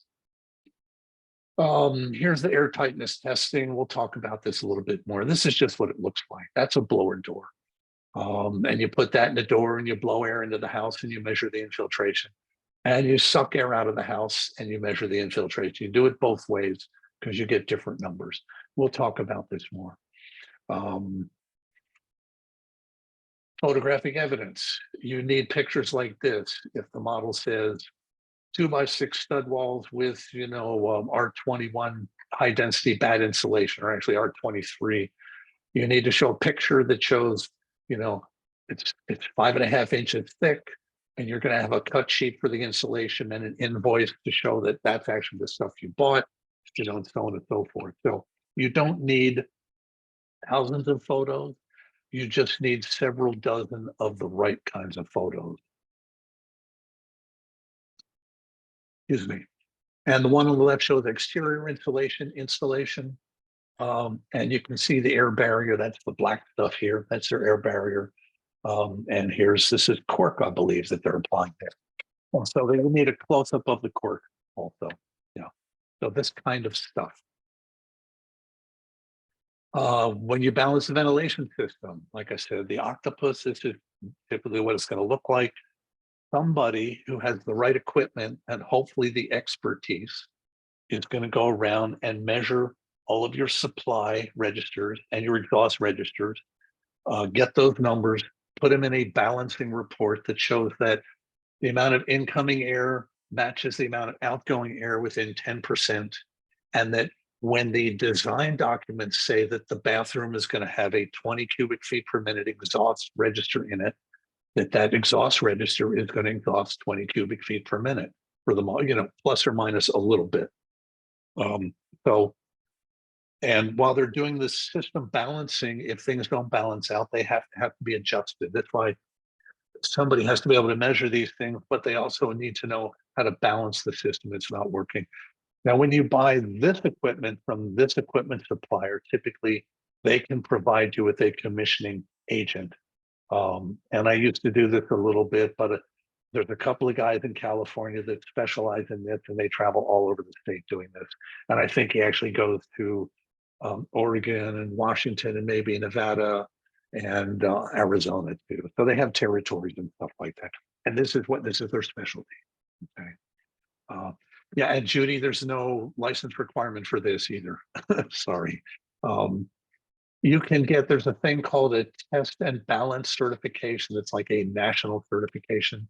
It's called a TAB certification. It's for people that, it's more for commercial buildings, but somebody who has that certification might be a good choice. But again, I find any good HERS rater who has the right equipment should be able to do this. And the equipment supplier should be able to refer you to someone. There are, just like new construction, there are retrofit categories. Same thing. Notice we've got classic, plus, and premium. Retrofit is basically for buildings that it's not new construction. It could be, you could actually gut an existing building to the point where you can treat it like new construction and certify it as new construction if you want. But it's harder to hit the passive house requirements when you're just sort of remodeling a building without like totally tearing it apart. That's what this category is for.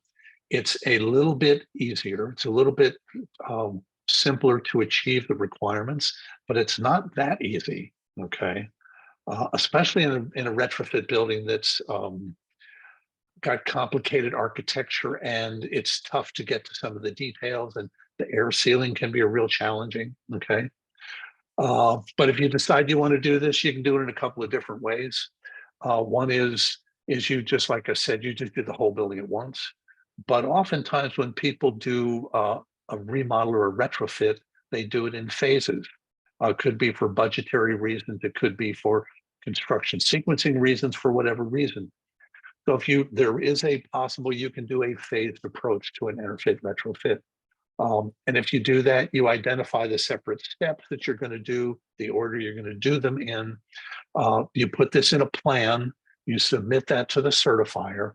And when you do the first series of steps that reduce the energy consumption by 20% according to the model, then you can get a pre-certification certification. The assumption is that you're going to go back and do the other steps too, okay? But there's no absolute requirement that somebody is going to come 2 or 3 or 4 years later on and say, okay, so did you do all that other stuff? Oh, you didn't do that stuff. We're going to take away your certification. That doesn't happen. No, it's, it's like an honor system, but it makes you think about how you're going to do this, okay, which is a good thing. Okay. There are different types of buildings that can be certified. I've talked mostly about residential. That's my background mostly, but commercial buildings, absolutely. I'll show you some more examples of that, but this is kind of like the poster child for the really interesting retrofit. This is a garment factory in Sri Lanka. This was a retrofit. It's not a new construction, and they pretty much gutted it and built it up from scratch on the inside.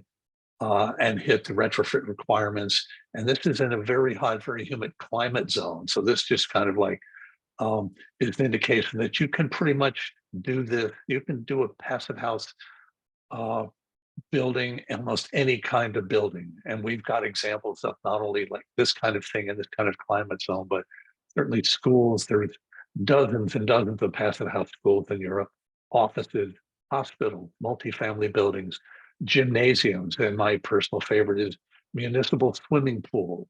Talk about a human environment. That can be done. Or commercial kitchens. We now have standards for commercial kitchens that have huge fans and huge internal heat gains and stuff. So this can be applied to almost anything. Question is, why would you bother certifying? Well, this comes up a lot. I have this conversation a lot. Most people are like, oh, it's an extra hassle. There's this extra stuff I have to do. I have to take pictures and I have to submit documentation and, and so on and so forth. That's true. There is a hassle and it does cost a little bit more. If it's a single family home, it doesn't cost that much more. And the California, the cost of building residential buildings in California are so high that the cost to actually certify a passive house residential building is trivial. So that should not be an obstacle. What you do get is you get an independent review. You get an extra pair of eyes, maybe a couple extra pairs of eyes. You get that. You get more of an effort to have people work together as a team, because in order for this to be successful, you have to have a team and the team has to communicate. Passive house building is absolutely positively a team sport, and you need one, and they need to be able to operate as a team. And everybody needs to look at this stuff. And I love it when I've got an architect and a general contractor and a mechanical engineer, and everybody's on board with this. Everybody knows what we're trying to do. Everybody wants to do this. Hopefully they've had some experience, and we all talk and we all make it happen. And that can be a whole lot of fun. And the end result can just be awesome. Doesn't always happen that way, but when it does, it's silly to build things any other way. Okay. But the other thing you get is not only do you get a great building that's been vetted by third parties, and you get a team that gets more experience with this kind of construction, but for whoever owns the building or for the developer, you get a third party assurance. It's kind of like making it through an audit by the IRS on your tax return, assuming it's a clean audit, of course. You know that people have looked at this and you've followed the rules and you've passed all the rules and you did a good job and everybody's happy. It's a fantastic thing. So I would encourage you to just go do this, absolutely positively. In addition to buildings, there are certified components in all types of categories. Okay, and there is an online database where you can go and look these things up. And what this means is that whoever wants to get the components certified, they put together a documentation package of some kind, depending on the thing they want certified. They submit it to the Passive House Institute directly, and the Passive House Institute will certify it. There are a couple of other groups around the world that can do the certification, but that's kind of a specialty. So I would say just send it to the Passive House Institute. And it comes in lots of different categories. Here's just an example. This is a screenshot of the online database. You've got building envelope components like prefab systems, ICFs, attic staircases, which is kind of a specialty, okay, wall systems and floor systems, mechanical equipment, especially HRVs, ventilation systems, small and large. And then the other one that's a big one is the transparent building envelopes, windows, roofs, skylights, curtain walls, things of that sort. Ideally, if you want to make your building design go as smoothly as possible, you want to design it with as many certified components as you can, because you've already satisfied the documentation requirements for an awful lot of that stuff. If you try and certify a building using windows that have not been certified, it can be a challenge. Let me put it that way. Actually, it can be a real pain in the butt. Let me put it that way. And certain window manufacturers understand the system. Certain are certified. Some are certified with some window components, but not others. But they understand what's needed and they can get it to you.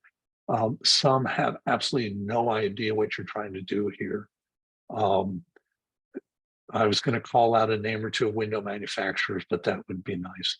I would say just you need to talk to your window possibilities early on. Remember, back at the schematic design stage, at that point, you should already be thinking about window manufacturers and talk to the ones that you think you might like and find out what they know about this passive house stuff and what they can tell you about.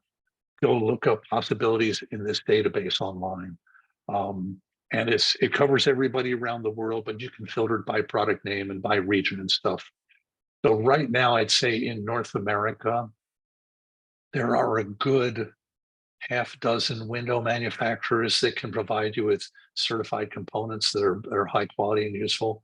There are another half dozen or maybe 10 that are familiar with the passive house world, but maybe can't provide you with the documentation or exactly what you need.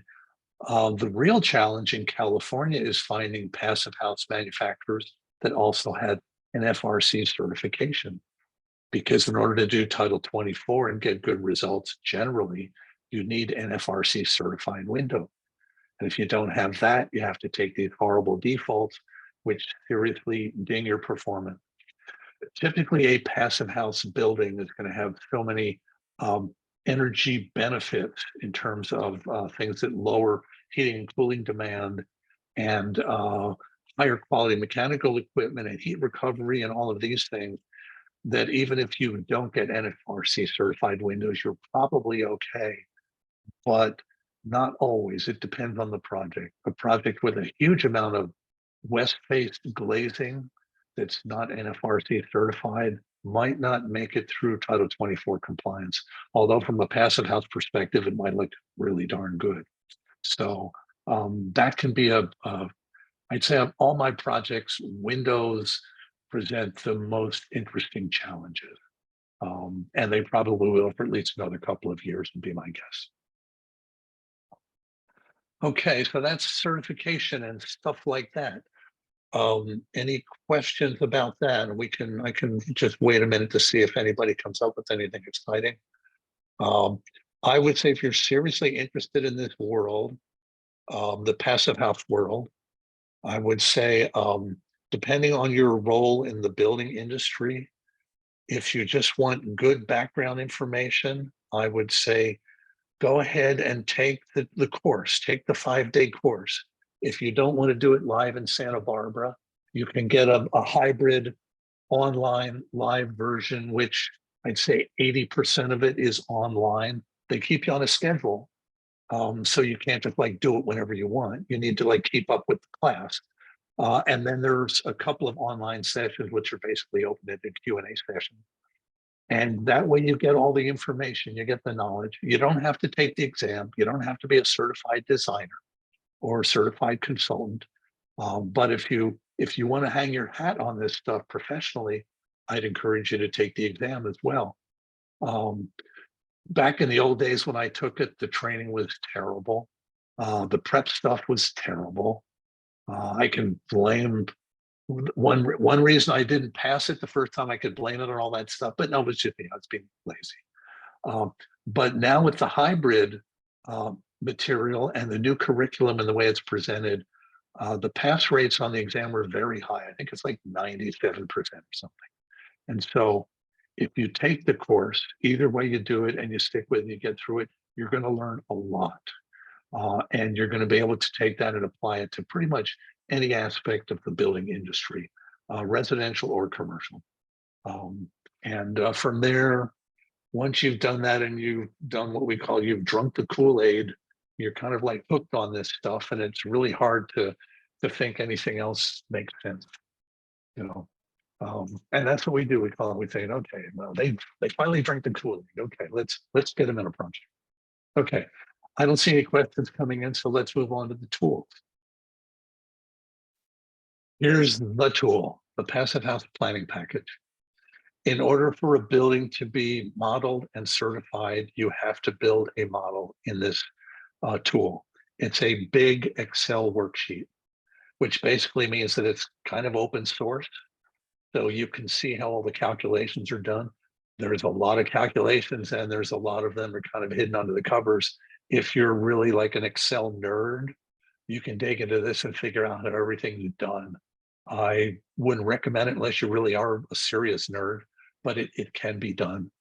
So this is the first thing. This is the like sort of like the mothership. This is the modeling software you must use.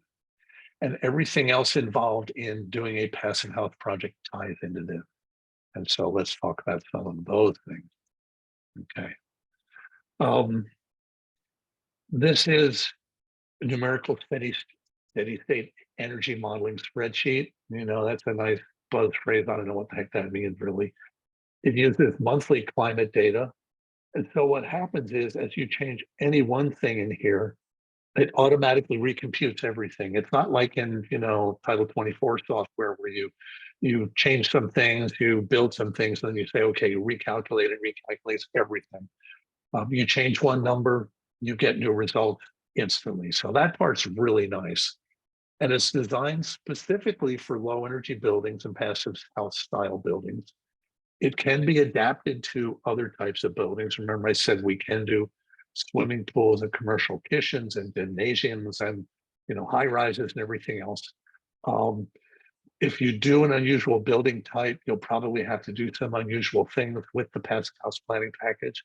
But the Passive House Institute has guidelines on how to do all of those more interesting building types. Okay. It is Excel. You can get it in metric units or imperial units, if depending on what you like to work with. It is open source. It is low cost. I think the current price is 250 euros or 225 euros, something like that. With the exchange rate now, it's practically, you know, $250 closely. It does not use hourly data. Title 24 software and ASHRAE software and most other modeling software uses hourly climate data. And when they first started doing this, they looked at that and they realized they could get very accurate results with monthly climate data. And that's one reason why they can calculate things so quickly, because that's absolutely sufficient. And so in one of these models, you basically get monthly air temperatures, ground temperatures, solar radiation from north, south, east, and west, and dew point.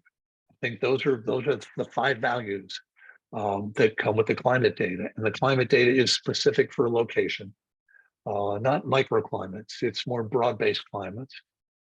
Like for the Bay Area, we use Oakland for Oakland, Fremont, Hayward, Marin, San Francisco, San Mateo, et cetera, et cetera.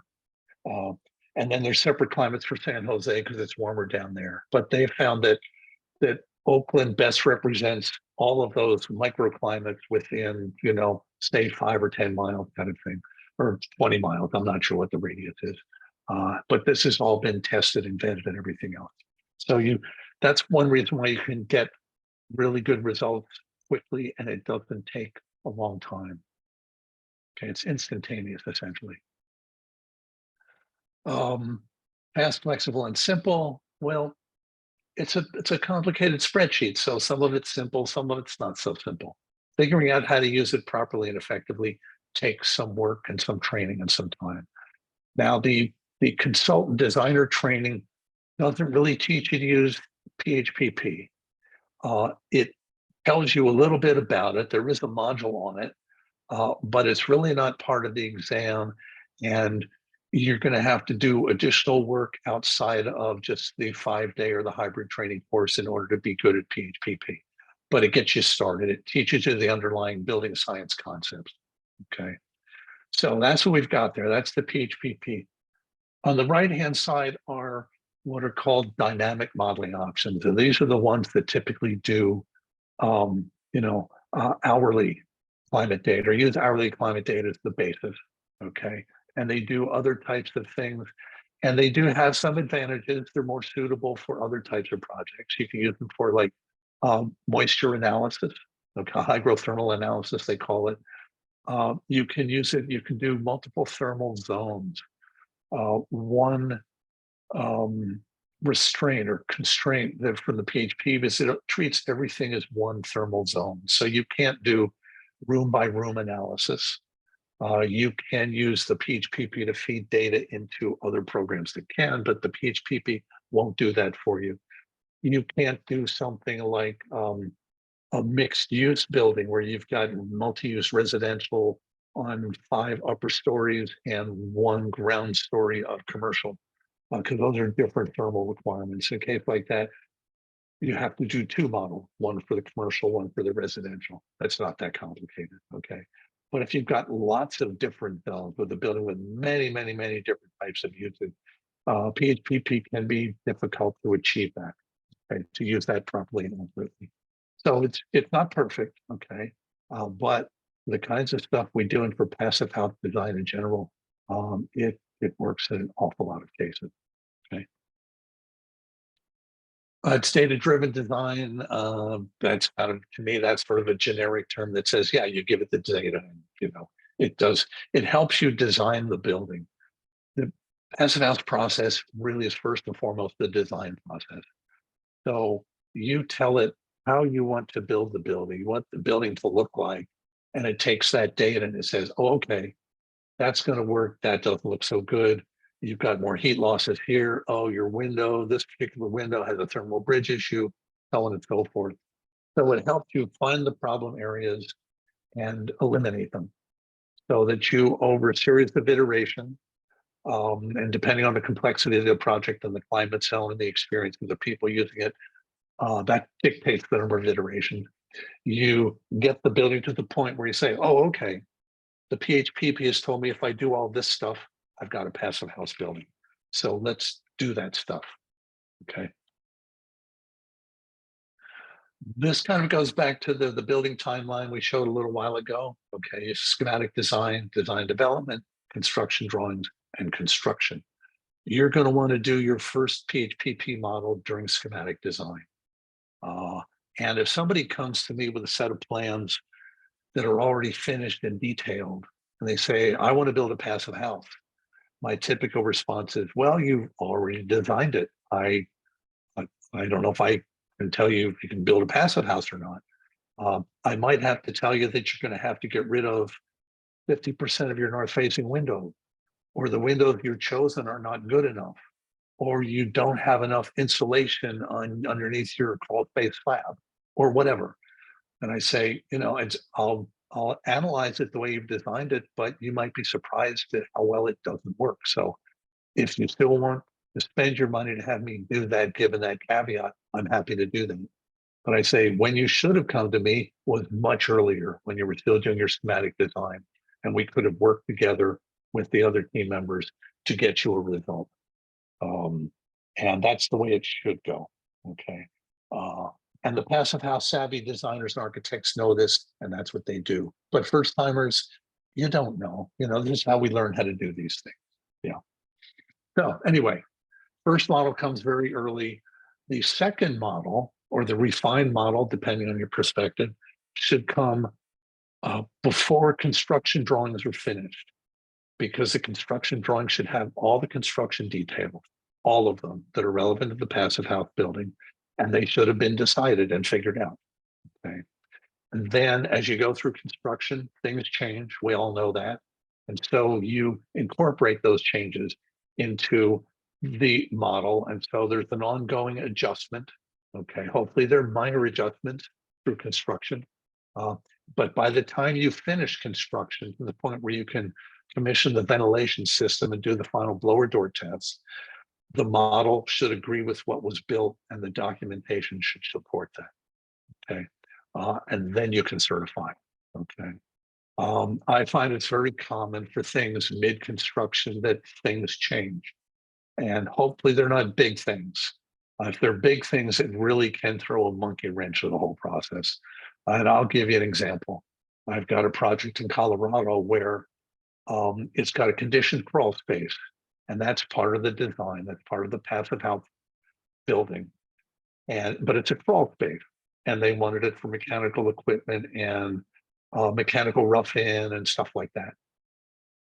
And the height of that crawl space has a significant effect on the passive house calculation. And if it's under 2 meters, remember this is a European originated system, it's under 2 meters, it totally alters the calculations. If it's under 1 meter, it totally blows them out of the water. And so we had this conversation at some point, and they said, oh, by the way, we changed the height of the crawl space. And I almost choked and said, so what did you change it to? And they were going to change it to under 1 meter. And I said, no, you can't do that. The design won't qualify. You have to make it high. And so we figured out something.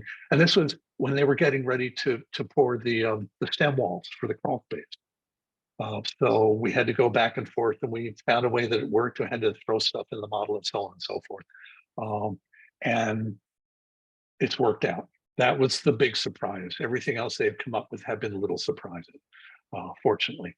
So, but that kind of stuff can happen. But everybody has to communicate with everybody else in order to make sure that, you know, changes do get everybody gets notified of changes and they get incorporated into the model, and you make sure they're not going to be an issue. You kind of have to operate that way. It really is a team sport and has to be worked as a team sport. Back to documentation, okay. In the PHPP, for instance, if you say, here's a window frame, okay, we're using these windows from whoever this window person is. It's a fixed window. I thought the name was on here somewhere. Anyway, it's a Schuco window. Yeah, okay. And the frame U factor in metric in watts per meter squared Kelvin is 0.91. And I think that's about a 0.12 U factor in IP units, something like that. Okay, that's what's in the model. Then what has to happen is somebody, whether it's the consultant, maybe the certifier, maybe the architect, maybe the general contractor, whoever was responsible for saying those are the windows we want, has to get sufficient documentation to confirm that that's the U factor of that part of the window. Now notice that's just the left jamb. Okay, and we've got the right jamb, we've got the top and bottom jamb. So we need supporting documentation for all 4 sides of the windows and doors. And it's more than that, okay? But we need to be able to substantiate that information. And if there's a PHI certification of that window, in this case there is, then that's considered sufficient, assuming that the windows in the certification document match the windows that were bought and installed. Sometimes that's a hiccup, okay? So this is the kind of thing you end up doing. And this is why it takes a little more work than just designing and building a building. You've got to track all this stuff. The PHPP has a 3D plugin for SketchUp called Design PH 3D. And this is a wonderful plugin for SketchUp. When I do modeling for anybody now as a consultant or designer, I always use this for a couple of reasons. It's not perfect. It's got some issues. First of all, you have to learn SketchUp, okay? And you have to buy the pro versions. That's a couple $100. And you have to buy this plugin. That's a couple $100. So, you know, but again, these are not $5,000 CAD tools, okay? These are all reasonably priced. The thing that this does that nothing else does is it does shading analysis for you. Shading analysis is critically important. Doing it without this tool is excruciating. The first couple of passive house projects I did not use Design PH with the shading analysis, and it took forever and it hurt like crazy and I hated it. And I tell everybody I know, don't ever do that. Spend the money, learn SketchUp. Design PH is easy to learn. Just learn it, do it. You'll be so happy you did. So if you're thinking about becoming a designer, consultant, or modeler, just do that. Take my word for it, please. Okay, so what it does is, okay, well, that's Design PH's. We showed that on the last one. Then there are some BIM tools. I'm not sure I would rely on this slide because the world of BIM tools feeding into PHPP is in a state of flux right now. And as far as I know, neither one of these tools, they were available on the market a while back, but when they the latest version of PHPP just came out, within the last several months. These have not been upgraded to work with the new PHPP as far as I know. So if you're thinking, yeah, okay, my BIM is going to go to PHPP, investigate that first and look on the PHI website and talk to the PHI folks or talk to a certifier that you might be working with to see if these things actually do exist. Okay. Okay. So remember, I said there's been lots of testing of PHPP to see if it actually is accurate because it only uses monthly data and it's a spreadsheet and it's got like this abbreviated climate data. And, is it really any good? Well, there have been many studies over the years since they started doing this, like 28 years ago, where they've taken the PHPP and they've modeled the results for, in this case, like multifamily building. Okay. And larger buildings. And they've gone in and they've measured the results of the energy consumption, which is the primary metric you're looking at, heating demand, cooling demand. And does it maintain its airtightness and does it not overheat and does the humidity stay below 10%? And they measure this stuff over a period of time, typically a year, and then they went back and compared it to the PHPP results. And in every case, we'll see this same curve where there's always going to be some buildings that are consuming more energy than predicted by the model. And then there's going to be a much larger percentage that consumed less energy than predicted by the model. So the bulk of the buildings did really well. And most of these differences, you're going to chalk up to occupancy behavior because you can't predict where people are going to set their thermostats. You can't predict when people are going to open their windows or not open their windows.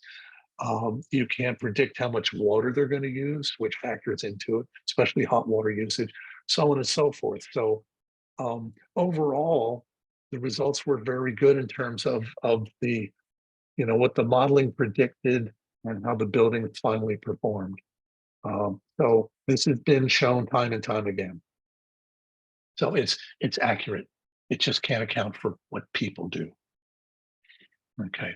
It has been tested against ASHRAE standard 140, which is, I don't know if ASHRAE is international or national, but it is a standard that has said, okay, if you, and this is for energy modeling specifically, it says, if you validate your modeling software, your building performance modeling software to this ASHRAE standard 140, it's going to predict how well your buildings actually model or how your models actually predict the performance of a set of buildings. And so what it does is it looks at, I think, total building use for like 38 test cases, split between heating and cooling test cases. And you either pass or you fail. Okay, and if you pass, they say you're actually 140 certified.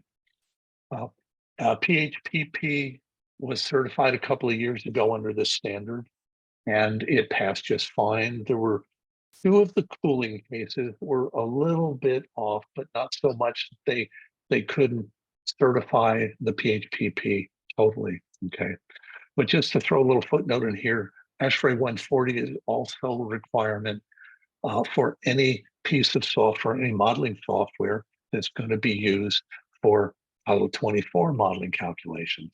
So Energy Pro is ASHRAE 140 certified. CBEC is ASHRAE 140 certified, so on and so forth. PHPP happens to be also. So it's got that same level of third-party independent quality assurance that the state of California recognizes. Okay. So the baseline requirements met there. Okay, in terms of energy codes, and people have recognized or not recognized it. This is the New York stuff. Their stretch energy code. This is the one I referenced quite a few slides back, said they're getting very aggressive about an energy consumption. They specifically call out passive house right here, okay? Here they call out, well, FIAS is one of the standards. We don't do that. We promote the PHI standard. And here they talk about They don't reference PHPP specifically here, but they talk about PHI approved software. That's the only one is the PHPP. So it's recognized by New York. Okay. This is British Columbia. Same thing. Remember, I said they're getting very aggressive about their energy step codes. Well, they call it out specifically the Passive House Planning Package. Okay. So they've recognized that it's suitable and appropriate, and they rely on it for proper, accurate modeling done by qualified individuals, of course. Okay. And I've already touched on this. Yeah, we don't do PHPP is not recognized here yet. We've been raising that topic with various people in Sacramento over the years, and we've done studies that show that it performs better than Title 24 calculations. We've done more than one study showing that, going back as far as like 2014, I think. The problem is, well, there's two problems. One is PHPP looks at lots of things that the Energy Code does not. And I'll talk about some of those, but there's a whole list of things, okay? That's one thing, but the other thing is in order for a project to get a permit in California, it has to be able to generate an energy file that can be uploaded to one of the HERS registries so that the project gets registered with the state of California. PHPP cannot do that. If it could, we might have a chance of getting it as an alternate compliance path for energy code compliance. So we're talking about that, but that's a big task, and I don't know if we're ever going to try and tackle that. The jury's out on that one. Okay. So, other tools. Okay, we've talked about PHPP. That's the core tool, and then there are the BIM tools that may exist, and there's Design PH with the plugin with the shading analysis for SketchUp. Those are some of the tools. The other category of tool that you typically are going to have to use is some kind of thermal bridge simulation software modeling tool.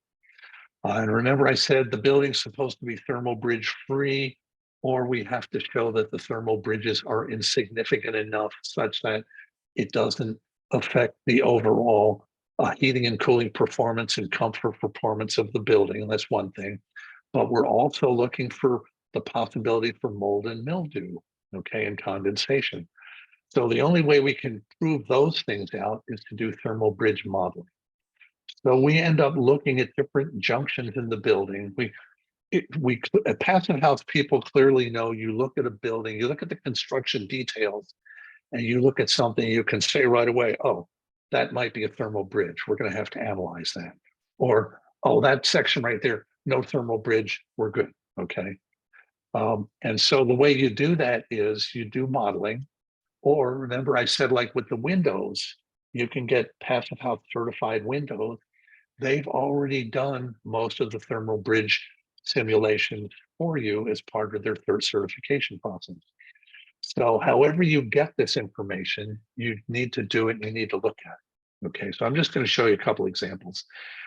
Here's a typical window thermal bridge analysis. Now, this one, I don't know if this was done as part of a certification of this window frame by the Passive House Institute and the manufacturer, or the Passive House consultant did it, or there are people that specialize in doing just this kind of stuff for Passive House projects. So I'm not sure where these pictures came from, but it just shows you what's done. In the middle, this is a model, an uncalculated model of the different components of the building. Okay, and this is the glass. Okay, and we have a sit-in for the glass, because here we're not calculating the glass, we're calculating the thermal bridge related to the frame and the frame view factor, but I won't digress into that. This just shows it in black and white. This is one way you can look at it in the model, but what we really want to look at is this. Okay, we want to look at to see what the surface temperatures are on the inside here. And we want to find the worst surface temperature. In this case, it's going to be right there. The model finds this and it tells you that, okay, when you run the simulation, assuming that all of this information is correct.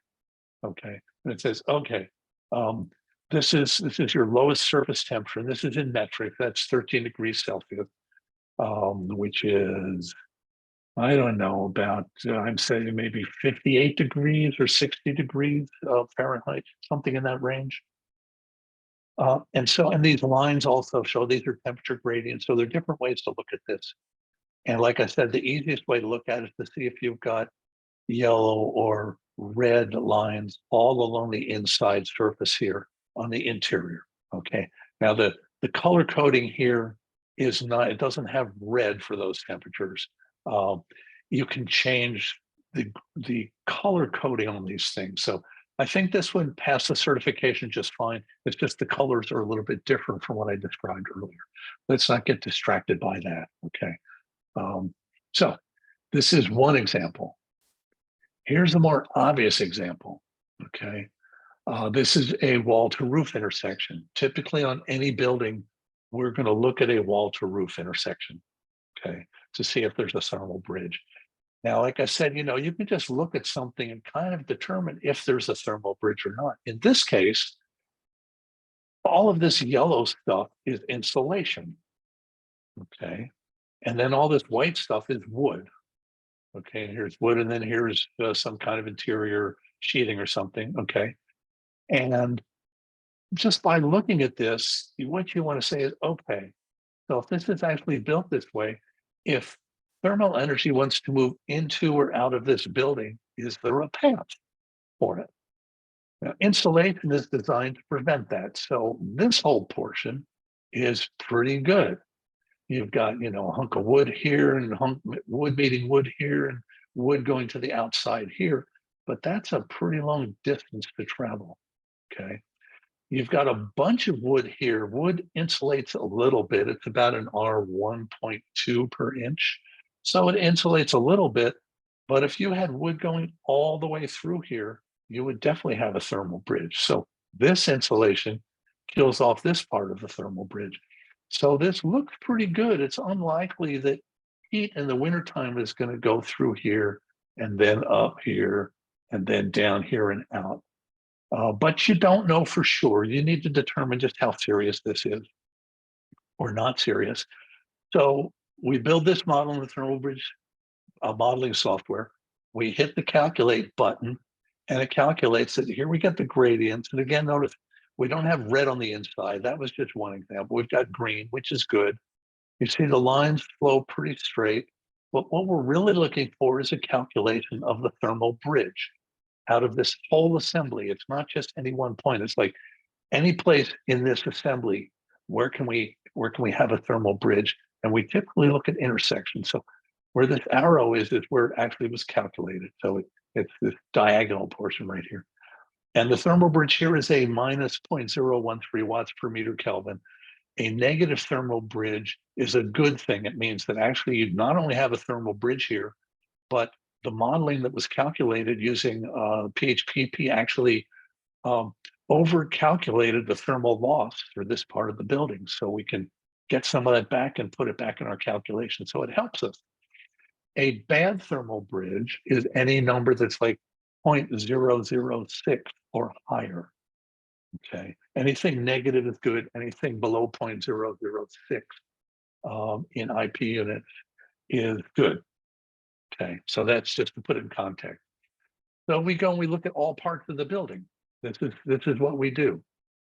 And here again is an example. We look at the perimeter of the building from plan and in section, both plan and section, and we look for places that might be thermal bridges. Now here we can't see them because this is a full plan section, but we look at corners, we look at intersections, we look at where windows meet wall assemblies and roof assemblies. We look at, where you have different types of assemblies. So all of these places here are possible thermal bridges that we need to look at in construction detail drawings. And in this case, we've highlighted this one. This is a window to wall intersection.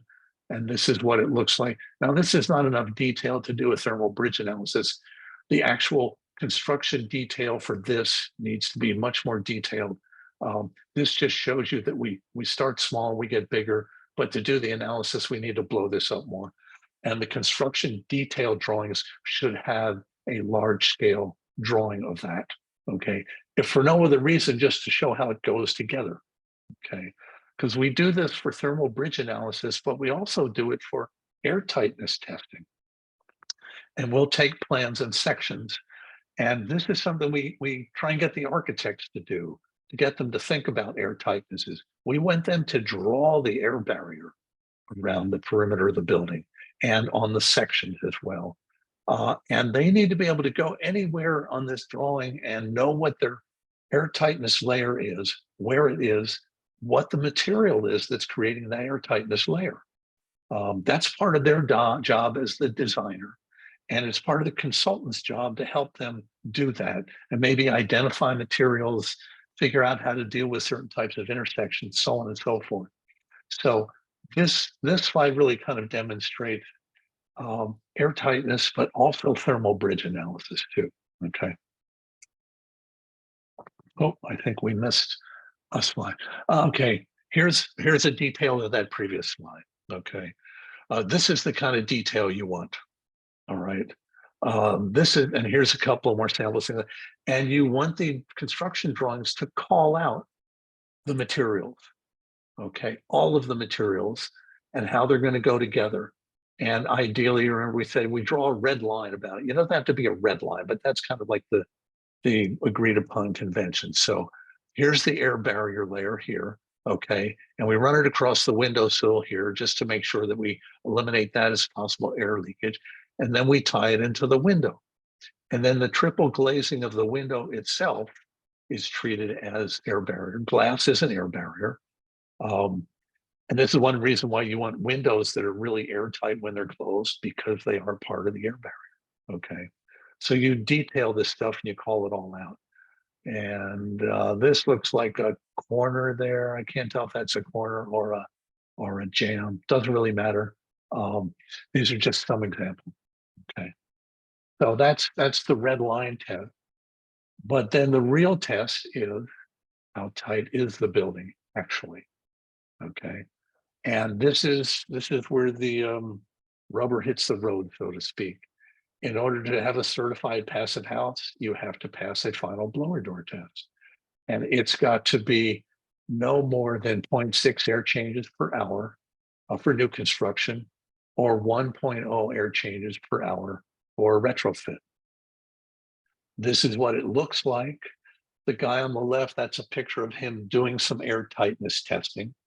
I suspect he's doing this because they're not passing the test and they're looking for leaks. It's very common in a passive house project. Oh, let me back up. I'll get to that in a few minutes. It's crazy to assume that when you're building a passive house project, you're going to show up when the project's all done and do a blower door test. That's just not going to work unless everything was just awesome. And it's not going to be, okay? What you need to be able to do is to do blower door testing at regular intervals throughout the project, okay? My slide notes recommend 3. I actually recommend more than that. The first one you should do, and this is my sequence, okay? The first one you should do, if you can, if your construction sequence allows, you should build your airtight shell with no door and window cutouts. You'll have one cutout for a blower door and for people to get in and out. So you basically do your framing and your airtight layer, and you do a blower door test, okay? To my mind, that's probably the most important one. Because once you start fiddling with everything else, the opportunity to seal leaks, the further along construction goes, the harder it is to get to the leaks because you're covering them up with stuff with other parts of the construction. Okay, so you do a blower test at that point, and you may go around with one of these smoke pencils like this guy has, looking for leaks. Okay, he's looking for it on the door, but here your only door is your blower door, so it's going to be, you know, where your wall hits your slab, where your plates are, where your roof truss is, you know, hit your top plates on your walls. It's going to be the intersection, always the intersection. unless somebody's just going around punching holes in things. Okay. But at this stage, first stage, you should basically have a balloon with a door in it. Okay. That's your goal, a balloon. All right. So you do that. Then the second test is you go ahead and assuming you did really well there. And the first test for anybody who's never done this before, the first test is like the moment of truth for the trades, for the anybody who's on the crew, for the general contractor. I've seen this several times. Everybody shows up and everybody's looking really nervous. And then if the test goes really well, and instead of 0.6, they hit like 0.3, everybody goes crazy and they go out and have beer and pizza. Okay, this kind of thing, because they're celebrating because they did a great job. Okay. If you don't hit 0.6 at your first blower door test, you've got a problem because it's only going to get worse. Okay. So this is why you want to test early and test often. Second test on my sequence is you cut in your doors and windows. You cut in the rough openings. You tie your airtight layer into the rough openings. You install your doors and windows, and you tie your airtight layer into your doors and windows. And this is why you need to know way before you ever even order your windows and your doors, how you're going to tie them to the airtight layer, what materials, what trade's going to do it, what it's going to look like. And you want details that show all that stuff. Okay. So you go ahead and install all your doors and windows. Now, this might not work because your windows are on back order and you want to keep construction moving and you want to get your other trades in there to rough everything else in. If that's the case, that's the case. But if you can control the sequencing, this is a great way to do it. Okay. Get your doors and windows in, do another blower door test. Okay. And that's when, well, again, the guy on the left here, he's at finished stage and he's testing, but you're going to find even with high quality in doors and windows, they're going to leak. Okay? Especially larger doors, multi-panel doors, lift and slide doors, European passive house windows that can be adjusted. Oftentimes they get out of adjustment coming over on the boat, these kinds of things. So at this stage, you want to be able to just deal with leaks from the doors and windows. Okay, ideally if you can. Okay. Then third time around, then you bring in all your other trades and you do all your other roughing. And these people are going to go around poking holes in everything. Okay. And you want to make sure that you tell them if you poke holes in everything, you need to show us, you need to tell us because we need to seal that hole up. Or let's say it's a pipe coming through a wall. Somebody has to be responsible for sealing around that pipe so your air tightness doesn't get trashed. Okay. So you do that. All right. Once all the roughing is done, you do another blower door test. Okay, so we're already up to 3. Okay. Next one, and this is what I do, and this is more just for scientific purposes, educational purposes. I say, okay, let's put all the insulation in. We put all the insulation, especially if it's blown in insulation, because there's a conception that blown in insulation can reduce air leakage. And that's baloney, but it's nice to show that to people. It's nice to double check it. Wet sprayed, well, foam, if it's blown in foam, that can help. But again, foam is not an air barrier and foam is not a good product to use, personal opinion. So something like dense packed wet sprayed cellulose, that could reduce your air leakage a little bit. But at that point, you're basically, if it's reducing your air leakage, you're covering up leaks that you should have already found. So you should have done that in your previous steps. You should have been more diligent. Okay. So I like to do a blower door test after insulation. Then I like to do another one after drywall goes up. Because you don't know during insulation. I mean, you know, you have your MEP come in and rough in everything before insulation. And at that point, in theory, they're done. But it's very possible that when you're doing insulation or after insulation or during drywall, after drywall, they're going to come back and do some other stuff and fiddle around and make some more holes that they're not going to tell you about or they forgot about or, you know, whatever. I mean, things happen. So that's why I like to do more testing at those phases. And then when you've got everything installed and your mechanical equipment is running, then you can do your final blower door test. So that's the thing. I think all builders that are doing passive houses should have their own blower door and just use it. use it on all their projects and use it regularly. Okay. Because it really can make a difference between a successful building envelope and an unsuccessful one. So again, personal opinion. So back to the idea of testing, when you're doing blower door testing, here we're showing a guy with a smoke pencil. In the early days when I did blower door testing, I used those things. I won't touch them anymore.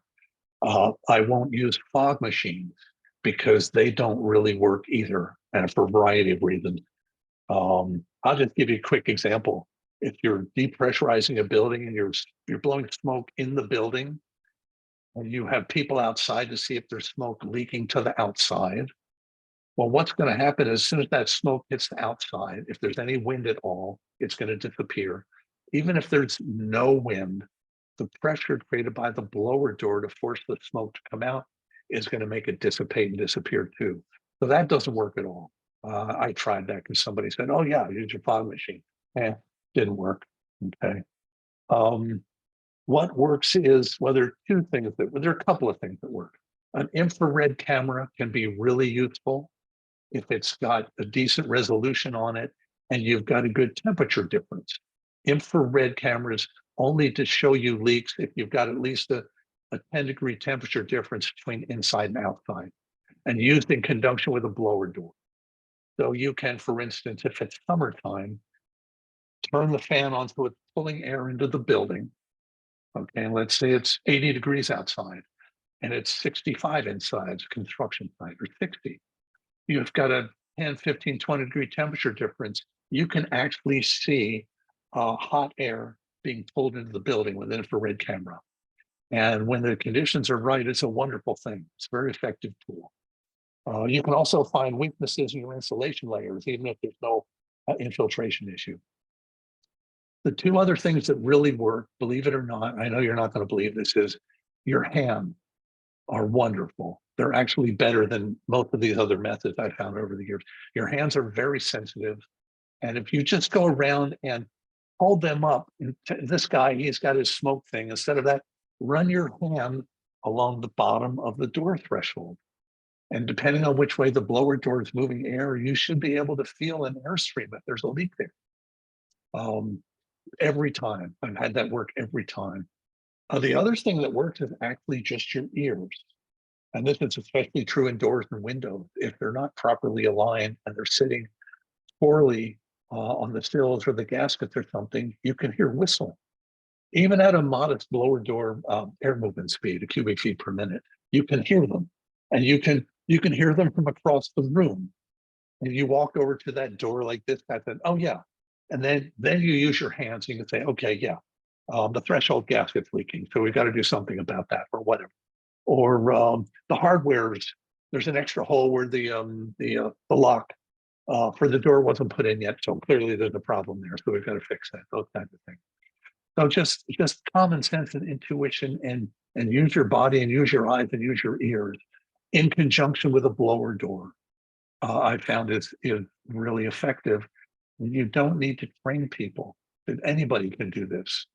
And so that's the way to, I think that's the easiest way to go about it. But if you just want to spend a couple $1,000s for an IR camera, I would definitely promote that too. Okay.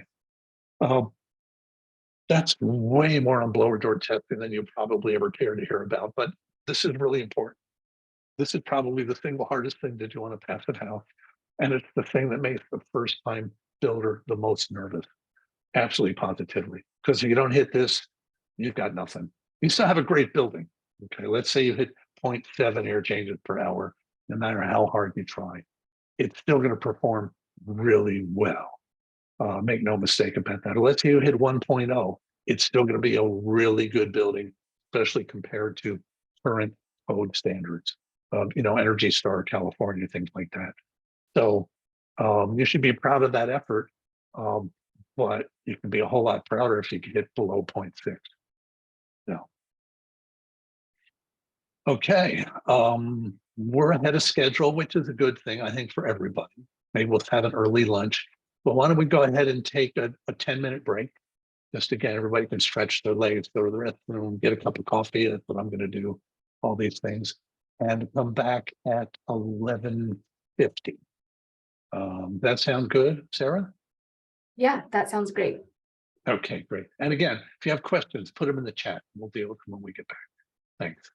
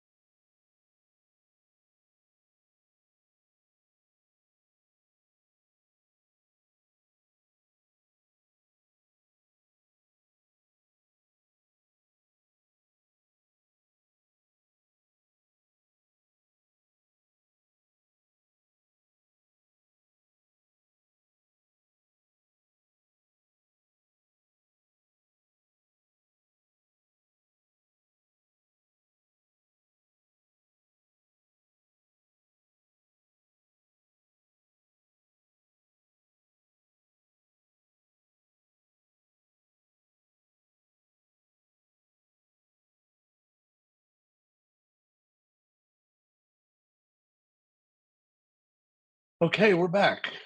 Hope everybody had a good break. Can you hear me, Sarah?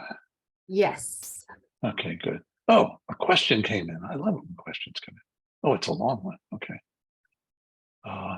Understanding continuous insulation, that it entails adding insulation at the roof instead of at the ceiling. I assume this means the attic is now part of the conditioned space, which means it would then require heating, cooling, as opposed to the traditional way of not heating, cooling the attic and letting it vent to the outside airspace. Has anyone done the continuous insulation at the roof outweighs to see if the efficiency from continuous insulation at the roof outweighs the added cost of heating, cooling the attic? Okay, good question. I'd say one misconception there, just because the insulation is at the roof doesn't mean that the attic has to be conditioned. There's directly conditioned, there's indirectly conditioned, and you could condition the attic if you wanted, or you could just keep it inside the thermal envelope and let it be indirectly conditioned by the spaces surrounding it, in this case, probably just below it. Okay. So you don't have to add mechanical equipment for that. Now, it depends on what you're going to be doing with the attic. There's a trade-off there. So depending on how the purpose of that space and what you want to do with it, it may not be any different. Okay. Let's see if there's something else that might make sense there. Yeah, I think that answers the question. But if you have some more nuanced things you'd like to dig into, let's talk about it. Okay. I'm going to go ahead and continue on. And now we're going to do case studies. And these are 3 case studies. They each have a little bit different focus. They're all single family residential, which is unfortunate, but the reason is because there's no multifamily residential passive house project in California, 2 exceptions. And by multifamily, I'm talking like, big multifamily buildings. There's a 3-plex project that I did with Allen Construction, seriously represented here on this webinar, back in about 2014, I think, in Santa Barbara, and it was 3 side-by-side Habitat for Humanity project, and we did that one. And then in 2016 or 2017, I certified a 3-unit condo project in San Francisco. All the other projects I know about that have been passive house certified projects have been single family homes. And the reason those 2 small multifamily projects are included here is because we don't have any information about their performance in terms of energy consumption, heating and cooling, occupancy comfort, any of those things. So we have no idea what happened to them. Well, I do have some anecdotal information about the project in San Francisco, but I'm not allowed to talk about it for whatever reason, which I'm not going to go into. Yeah, I shouldn't talk about it. Let me put it that way. Okay, so 3 single family homes. Here we go. This first one's in Sunnyvale. We're going to talk mostly about mechanical stuff. Okay. Climate zone. It's a warm climate zone. The architect is Passive House BB. That's Bronwyn Barry, who's been doing passive house stuff since the beginning of time. She was one of the founders of Passive House California, and actually one of the founders of the Passive House Network, which is sponsoring this training, not sponsoring, but presenting this training. And she's a very active passive house only architect, very knowledgeable. If you need an architect and you don't know where to turn and you want somebody who's got this all figured out and wired, she's a good place to start. She might be too busy, but she could probably recommend you to some people. I'm currently doing 3 or 4 projects with her. She's great to work with and very knowledgeable. So great resource if nothing else. This is what it looks like. This was actually a retrofit. Okay, but they pretty much gutted it and redid it. So it turned out to be all brand new, essentially. Okay. Very, very nice looking house. Okay. Here's some of the stats we're looking at. It's 1,400 square feet, attached garage, 3-bedroom, 2-bath, all electric. And this is before people started mandating all electric. Jurisdictions started saying, oh, we must do that. Started with my hometown of Berkeley. Or outlawing gas, I guess, is what Berkeley did. They didn't start mandating all electric. It's kind of the same thing. But anyway, enough about my hometown. Heat pump, heating and cooling, induction cooktop, heat pump water heater that's powered by, it's a split heat pump water heater powered by carbon dioxide as the refrigerant, not R410A, which is typical. The carbon dioxide is a much more climate friendly refrigerant than R410A. Okay. There is a video tour, and I believe as part of this, you do get PDF slides of these presentation slides, so you should be able to get this thing. That's something for Sarah to confirm, but I believe that's the case. Now Yes, that's true. Everyone will get a copy of the slides. Oh, good. Okay, so you don't have to rush down and rush out and write these things down. Good. Yeah. So here's sort of like where we start hit disparaging or disparity. What's the word I'm looking for? Discrepancies. Thank you. Between normal modeling calculations and passive house calculations. In this case, Title 24 said the heating load on this was going to be 9 kilobTUs, which is still pretty low. Passive house planning package said it was going to be half of that. Okay. On the cooling load, again, Title 24 said about 9.8 kilobTUs, and passive house planning package said it was going to be 2.6, which is about a fourth of that. So there's definitely differences in who calculates what and how they do it and what the results are like.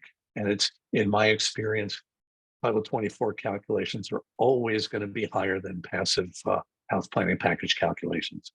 Always. I've never seen a case where that wasn't true. And usually the Title 24 calcs are significantly high. And in order, percentage wise, not necessarily in like 9 kilobTUs per hour is a pretty small heating load, I have to say. Okay.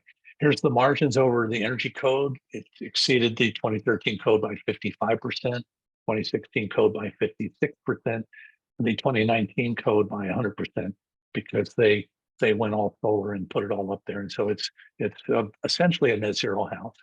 Okay. What it looks like on the inside, nice, clean, modern design. And what we want to highlight here, this is part of the heating, cooling, and ventilation system. Okay, those two outlets on the left are supply air outlets coming from an HRV, and the return on the right is a return going back into a normal heat pump. Okay, a full-size heat pump, but you'll see the equipment in the middle. Okay, feels spacious, plenty of room for mechanicals. That's an important subject. I think I touched on that earlier, but let me reiterate that again. This equipment takes space. I mean, any heating and cooling equipment takes space. So you need to know where that ductwork, if that's what it is going to run. Now, if it's ductless equipment, it's not such a big deal. But ducted equipment, which all ventilation equipment is going to be ducted. Heating and cooling may or may not be. But you need to know where that stuff is going to go. Not on this house, but I had a project I looked at as a HERS Raider probably 10 years ago. Gorgeous house up in the Oakland Hills, very modern, new, very expensive. And it had 3 furnace air conditioning units, okay, in various parts of the house. It was kind of zoned. And the problem is that when the architects designed the house, they didn't take into account the fact that they needed to run ductwork for the heating and cooling equipment. And there was absolutely no way that they could change the design on the interior. I think there were a lot of steel beams in the way or something, and they couldn't run the ductwork on the inside. So what they ended up doing was, for all 3 systems, they ran large supply ducts up to the roof, outside the roof, across the roof, and down to a different part of the house where they could put in their supply registers. So essentially, all three of these systems had most of their ductwork on the outside of the building. So needless to say, they didn't perform as expected, but they leaked like a sieve. The ductwork was just horrible. It did not pass any known PERS test for ductwork in new construction. And this was because, and I'm not saying it was the architect's fault. I mean, everybody was looking at the drawing. Somebody should have said at some point, oh, wait a minute, where are we going to put the ducts? Never came up until it came time to install the hardware and the mechanical equipment. And it was way too late at that point. So, you know, things happen in a well-designed situation. And again, like a passive house is a design exercise first and foremost. That should have been looked at and caught and figured out way early on, because you know you're going to have a heat recovery ventilator or energy recovery ventilator, and you're going to have figured out your heating and cooling sources at that point too. So, okay. Anyway, enough about that. Okay, so you're going to end up with heating and cooling hardware, most likely, even if it's a passive house. They're not perfect. You need some kind of heating and some kind of cooling, probably, especially with climate increasing, temperatures increasing. You're going to have fresh air ventilation. So you need to figure out how you're going to do these. The most common approach is to treat them as two separate systems entirely. Okay, because they have different purposes, they have different runtime cycles, they have different power requirements. They're just different things that are doing different things, and you want to keep them separate. Okay. I know of one person who is able to combine them, and he's a builder. He is a mechanical engineer. Figured out a way to do this, and they actually did that in this house. Okay, but we don't encourage that kind of thing because it's hard to do and do it right. Okay, a good mechanical engineer ought to be able to figure it out, but again, it's just not a good idea. I have a project in Colorado where the mechanical engineer thought he was going to do exactly that: combine a heating, cooling, heat pump with the HRV for ventilation, have one big happy system. Halfway through designing it, he changed his mind and said, "Oh no, I don't think that's going to work. This is not a good idea," and he backed off from it. I think he came to his senses. Okay. So anyway, this is for a conversation with your mechanical engineers, but our general recommendation, my personal recommendation, is keep them separate. They do separate things. Life will be much easier there. This is how we approach ventilation. Okay. We supply fresh air to the living spaces, and we extract stale air from the wet spaces. Okay. So the extract air is going to be exhaust, is going to be the bathrooms and the kitchen. And the living spaces are going to be the bedrooms. That's first and foremost because we spend 8 to 10 hours a day in those. But then, you know, living room, dining room, so on and so forth. And you treat those as separate things.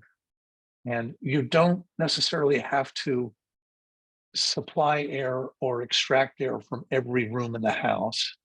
You just need to do it in the primary use spaces. And then you look at the rest of the building and say, okay, well, we have transfer zones. If you have air, as shown here, if you have air being supplied to the bedroom here, okay, and air is being exhausted here, there's going to be a pathway. This air being supplied here is going to be able to sneak out of this room. In this case, under an undercut door, and it can be pulled into the bathroom and be pulled out this way. So you essentially, in this case, you're using the hallway as what we call a transfer zone. Okay. People don't spend a lot of time in the hallway. They just move between the other primary living spaces. So that makes fine sense. Okay. But you want to make sure that you've got airflow going through all the spaces. Very important. So when we design a passive house ventilation system, we have primary supply spaces, primary extract spaces, transfer zones, and then we try to make sure as much as possible that there's a way for the supply and the exhaust air to move through the transfer zone so that we get air circulating throughout the house. This helps maintain even temperatures in all the rooms in the house. Okay, you're not just depending on the insulation, you're also depending on the air. Because this air that's circulating is going to be 68 or 70 degrees, depending on what your set point is. And so even if you move it through a hallway that doesn't have any heating, it's going to have a tendency to heat the walls in that hallway to that air temperature. Okay, now it may or may not do it perfectly, but that's going to be the thermal tendency for that to happen.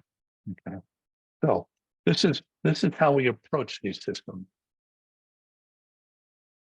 Here's a layout. This is one way of approaching this. This is the layout here. For purposes of this, why this person, this is actually Bronwyn Barry. She highlighted the exhaust zones and the supply zones. Now, what she hasn't shown are the transfer zones, because I know for a fact that she did not do supply and exhaust in every part of the house. So there's going to be some hallways there, you know, and so on and so forth. But I don't know conceptually, I don't know where she actually supplied things to. But you're looking at moving the air throughout the house. Okay.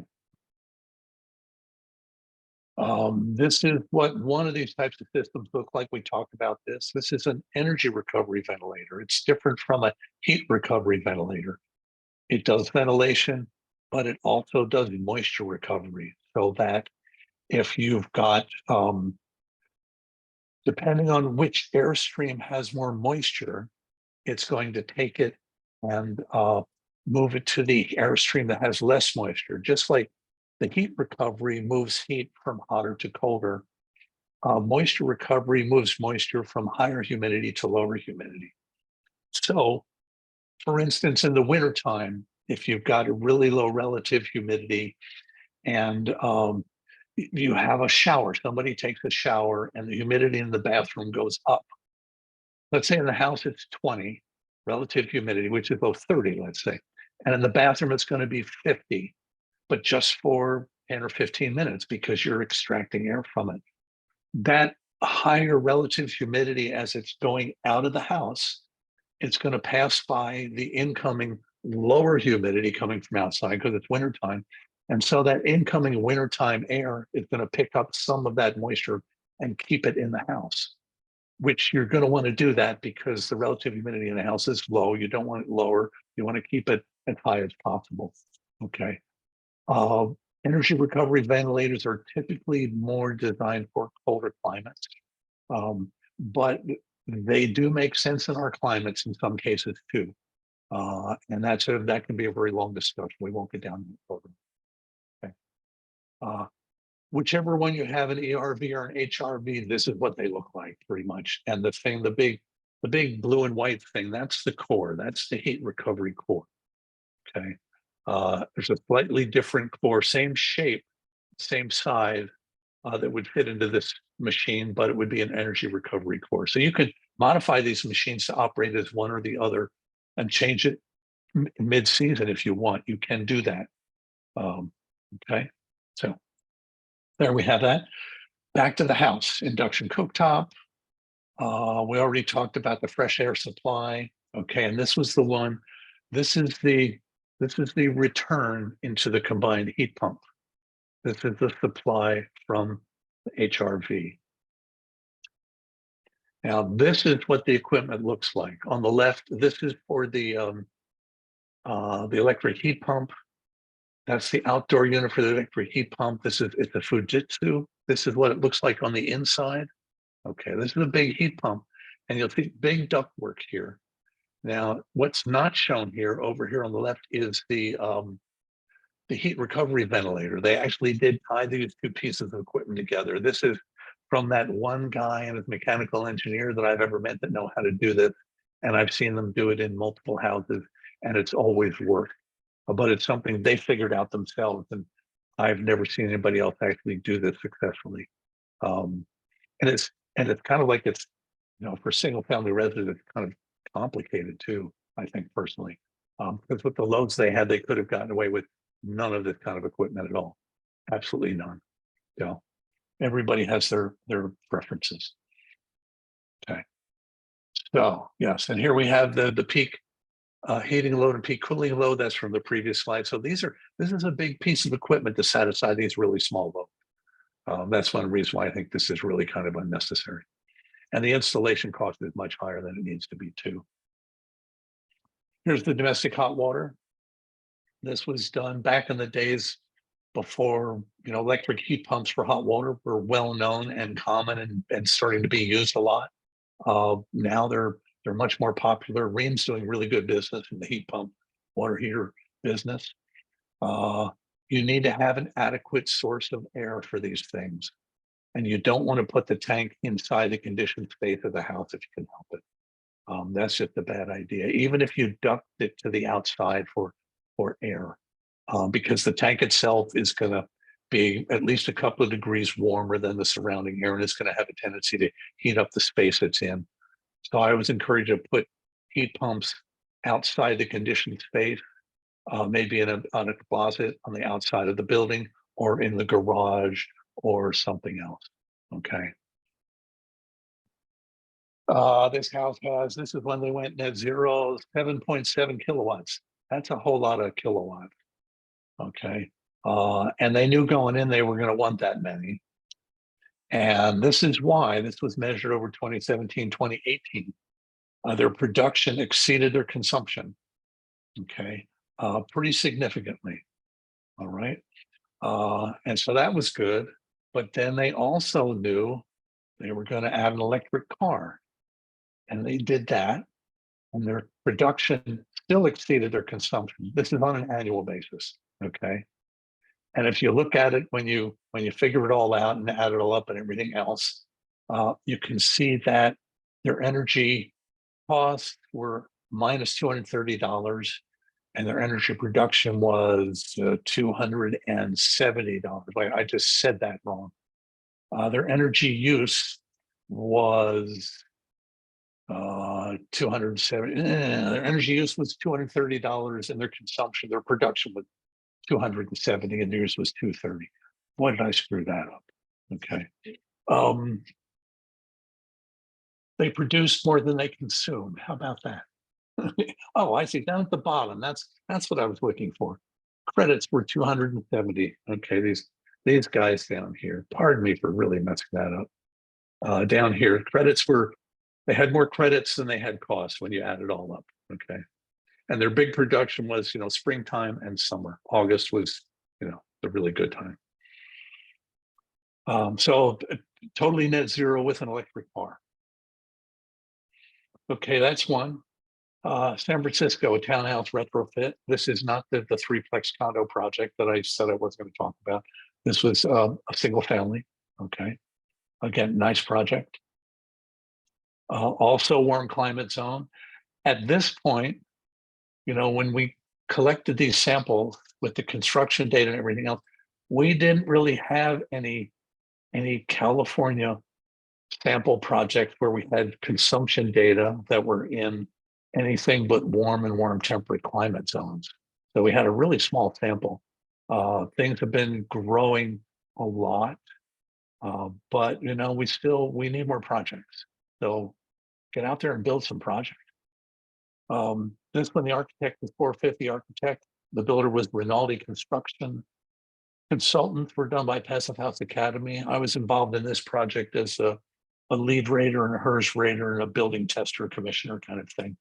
I did like their blower door testing and their ventilation commissioning and other types of inspections and things. 4-story single family with an all-pair apartment. So it's really a duplex. Okay. But, the all-pair was just, down on the lower floor. It's just a little small thing. They had electric resistance heating. Okay. Which is kind of interesting. They did have gas cooking. The couple, this was one of the things that we run across. Whoever does the cooking in the house is used to gas and they don't want to give it up. And that's understandable. We know what we like. We want to keep what we like. And so I've had that conversation with many couples where they were thinking, well, do we want to go all electric? And whoever does the cooking would really like to keep gas. But it's every household is different. I'll just leave it at that. Okay. Now on this one, they did have an electric heat pump water heater. They had 0 lot lines, so their east and west side of the house, here and here, were butted right up against the adjacent building. So they didn't really have a whole lot of ways to get solar gain. This was the north facing side. Okay, they had pretty good windows, but what they needed was solar radiation on the south side. And they did get that with a lot of windows in the back with pretty good um, exposure. Okay, they did go for LEED platinum. I was involved in that also. And again, here's their heating and cooling loads. Now notice this one, the cooling load here. Total 24 said 37,000 BTUs. Passive House said 4,000 BTUs. That's huge. That's huge. Huge difference. And here for heating, it was only about twice as much. Okay. And again, you see the margins over the California Energy Code, and for the last 2 code cycles, they were zero net energy. Passive House certified, absolutely positively. Really nice project. Now, our subject here, I think our focus here was going to be air tightness of windows. Yes. Okay. So here we go to this is their actual section. Here we look at the red line test. Remember, I said in any project we do this for 2 reasons. One is to identify the air layer and the insulation layer, which is shown in yellow, and then also to look for potential thermal bridges. Now here we've got at least 5 thermal bridges. They didn't call out any of the door and window thermal bridges, but those would be right here. Okay, we'd have to look at the window head and the window sill, and similar thing for doors, because doors are different than windows. Okay, so they didn't hit all of the relevant things. This is what it looked like on the outside. Okay, now here you can see they build their balloon, and they start wrapping up their balloon. And in order to put these walls up on the side on the zero lot lines, they actually had to assemble them flat on the ground and with all of the layers ready to go. See, they had the insulation here, and then put them up and butt them up against the adjoining building. Okay, and here you can see actually a little bit closer. You can see these are the layers. So this is the blue stuff is their air barrier. Okay, this is their sheathing. This is their fire rated drywall, which is, it has to be a 1 hour fire rating because it's a common wall, an adjacent wall. And the mineral wool is also part of the fire assembly too, because that has a flame retardant temperature of like 2000 degrees or something. I'm not quite sure what it is, but this is what it looks like. You know, this is the kind of detail that's in the plan. Okay, and it calls out all the layers and everything else. And this is what it looks like when they actually put it together and set it up. And then they had to figure out how to tie this part, the blue stuff, into the walls. Okay, and they had to plan ahead on how they were going to do that. And I think we go back here, you can see they actually wrapped around somewhat, so they had something to tie into once the wall went up here. This was probably a little bit tougher to get that all worked out, but they did. Okay. And this is what they ended up doing. They wrapped the whole house in this blue stuff. They didn't need to do the parapet, but it was easier to go over the top of the parapet and down the face to tie it into the blue stuff on the front of the building. All right. And so essentially what they did, they built a balloon out of Henry's VP100, which is what I used on my house. A good product. It's pretty sturdy, although it's not indestructible, but they used it very effectively. Okay. It is also a water membrane too, but in this case, they had, you know, a water, a roof membrane on top of this as well. So this is not the primary water barrier, it's the primary air barrier. And then the roofing material would go up, you know, up the siding a bit. And I forget what they finished the parapet walls with, but it all worked out. Let's see, you had that. Okay, so they did that. That's what they did on the outside. Now on the inside, this is the kind of air sealing stuff they were looking at. Okay, remember I said it's easier if you do your MEP penetrations as a separate sequencing step if you can. because then you can focus just on air sealing and those things, because you're going to have penetrations like this.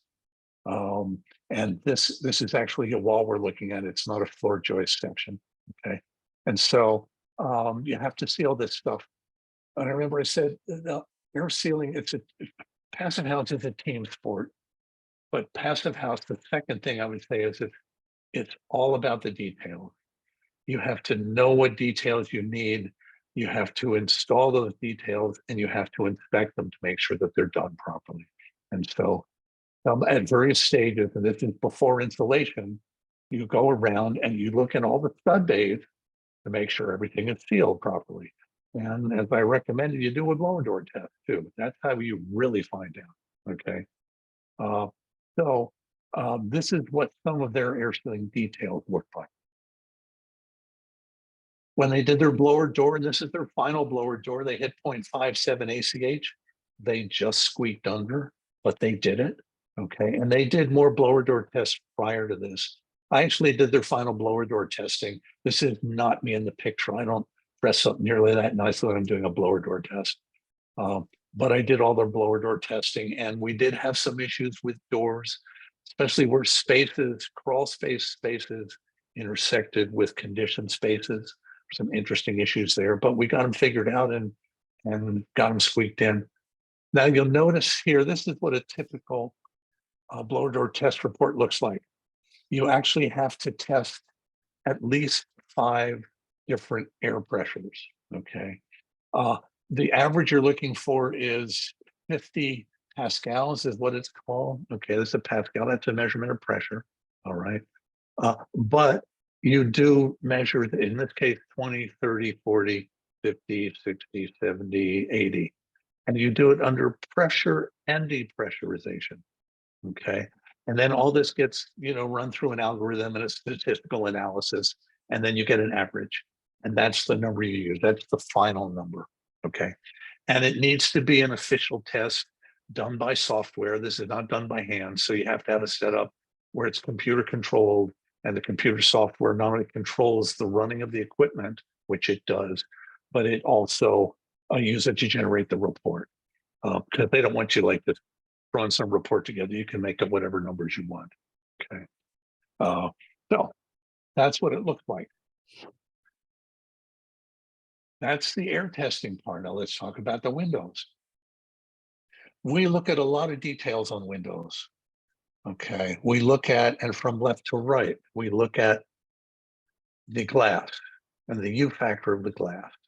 We look at the frame, and we look at the frame separately. Okay.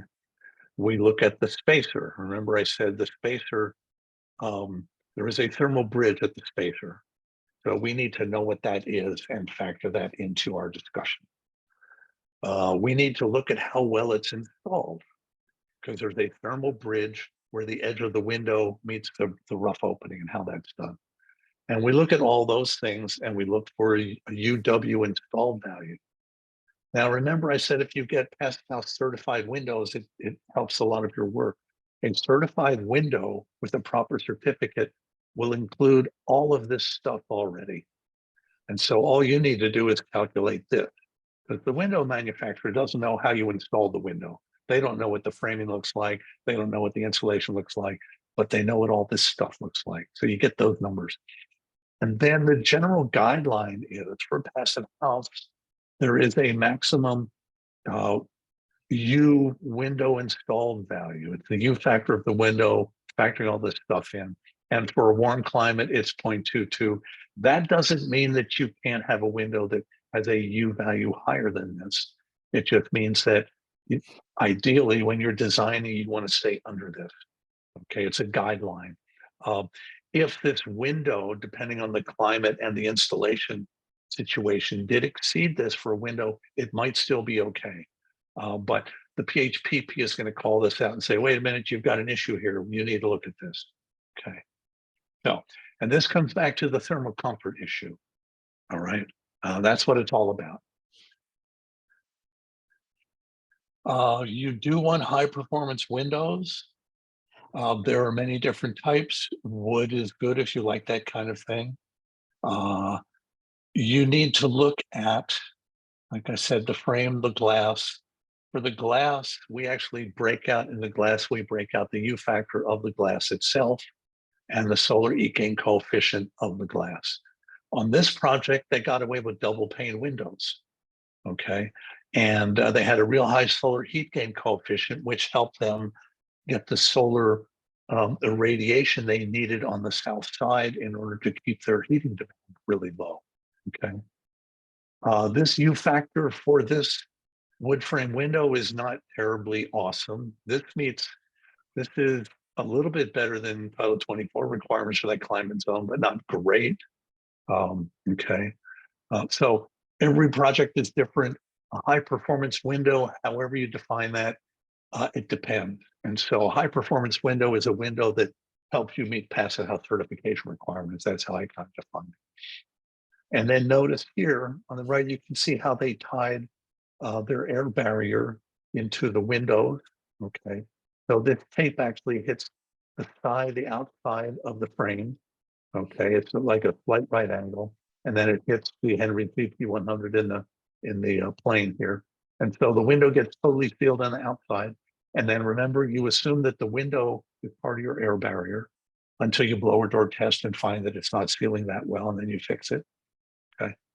What I like to recommend people to do is, well, you do this on the outside, but there's no harm in also air sealing your window frame on the inside if you have the capability of doing that.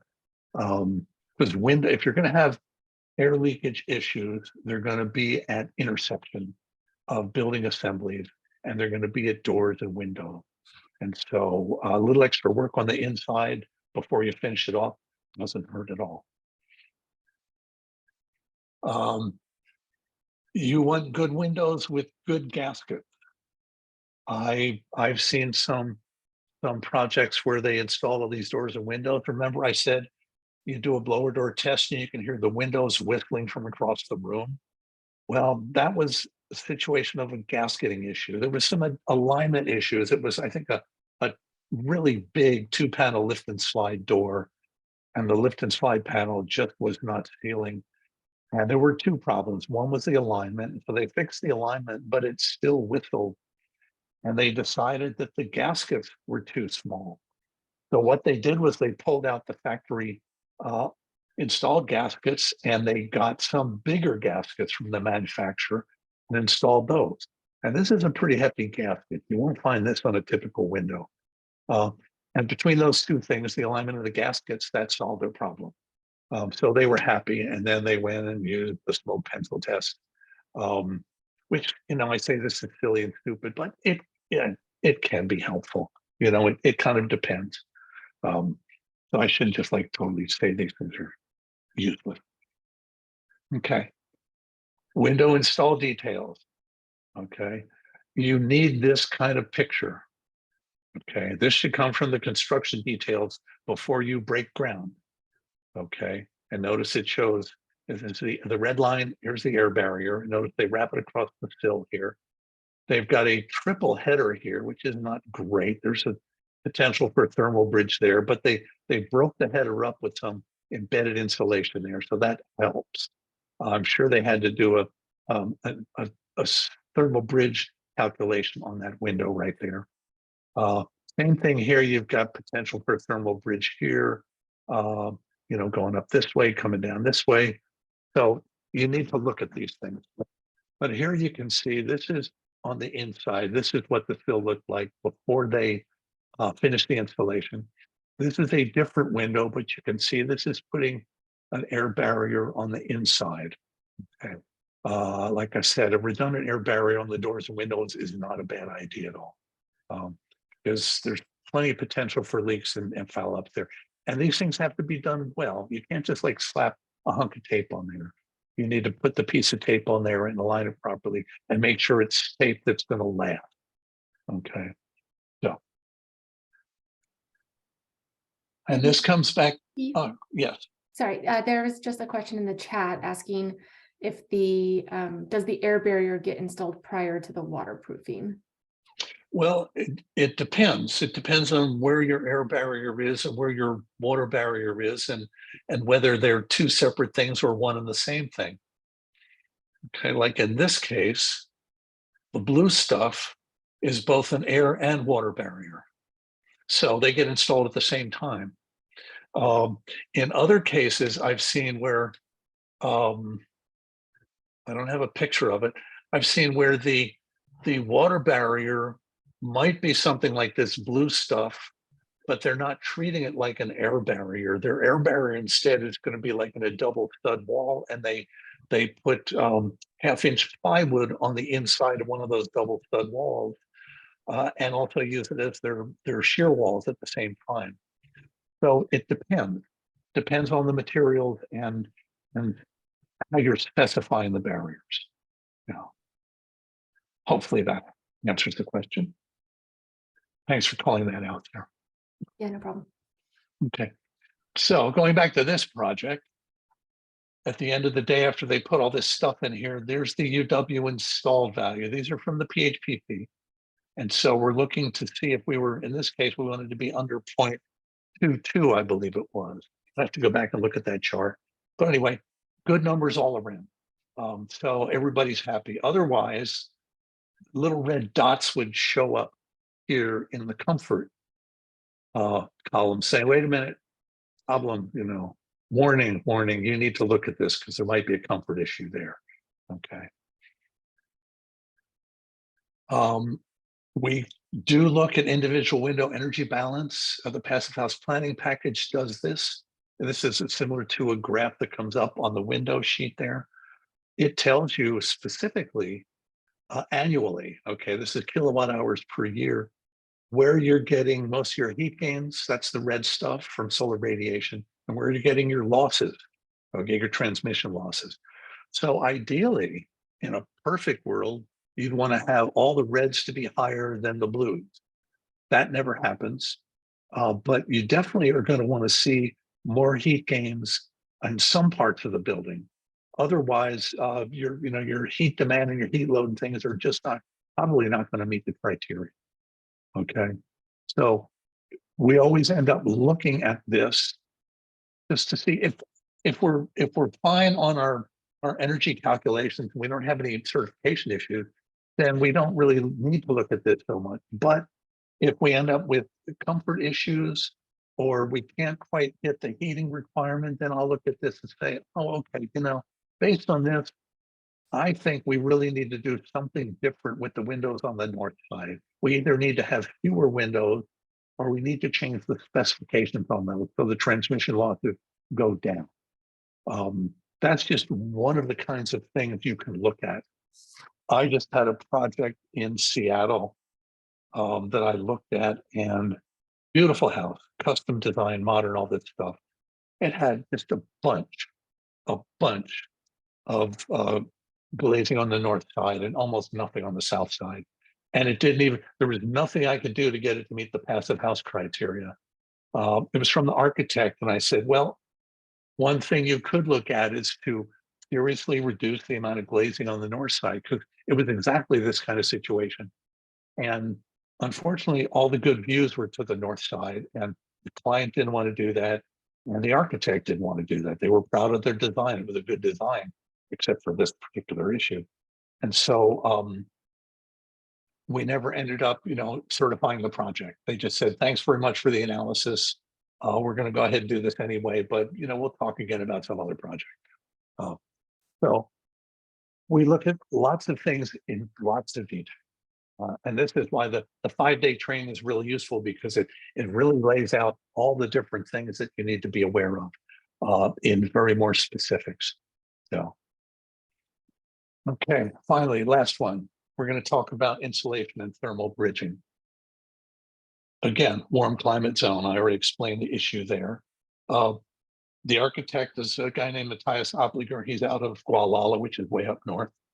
The builder was Master Builders. They're out of Oakland, and I was the Passive House consultant on this one. It's my house, so it made sense for me to do that. I was also the QA guy too.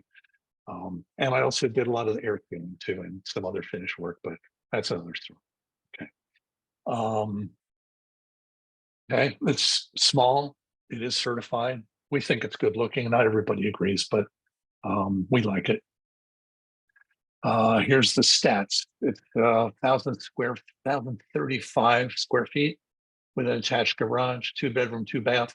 It's all electric. The heating is electric resistant. At the time, there was not a good heat pump solution that made sense because the heating load was so small.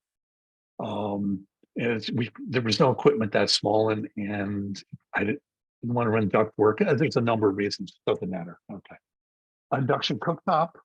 That was a conversation I had with my wife for about 5 years, and finally convinced her because I do a lot of the cooking. Heat pump water heater. It is LEED Platinum certified. There is a video tour. And in the video tour, it's about 6 minutes long, and I probably talk way too much about blower door testing and air sealing. So I think you've already heard my 6 minutes on that, but at least you get to see some pictures and stuff. The loads are small, definitely smaller than what Title 24 said they would be. And there's the margins based on code. We were with the 2019 code. We actually were 2 years ago, we were net zero, just looking at, cost supply versus production. This past winter, it was colder. We were not net zero, but I'm going to go ahead and switch the heating system over to a heat pump water heater as a hot water source. It's a radiant system. So next winter, if we have another cold winter like we had this year, I think we'll be net zero again. Should be just fine. Here's the backyard. The big trick here, and this is probably the biggest contribution that came from the architect, was clerestory windows that you can see up here. We've got 10-foot, 10-inch ceiling height, and we've got clerestories on all sides of the house except for above the kitchen. We had to put a range hood here. But if you go around the house, you'll see them on all sides. So we get a lot of light everywhere. And it's all protected, so the solar radiation is controlled. We did the energy balance analysis, looking at the windows on either side, shading studies, all that stuff. And it all counts out just fine. It was actually pretty easy to get it to comply. There we go. Oh, sorry, the ceiling height's only 9 feet, 10 inches. Okay. And here's the volume. We have to calculate the volume for blower door testing. All right. So this had a pretty concise form factor. Some buildings will not comply at all because they have a really bad surface area to floor area ratio. You want a compact form factor as much as possible. And that's one way to measure that. Here's a building that does not have a good form factor. I don't know if this is a certified or certifiable building. It's just an example. It's really simple. The more surface area you have, the more heat gets lost, or the more cooling gets lost in the summertime. It's really all about that. So, and here's sort of like a demonstration of how this works.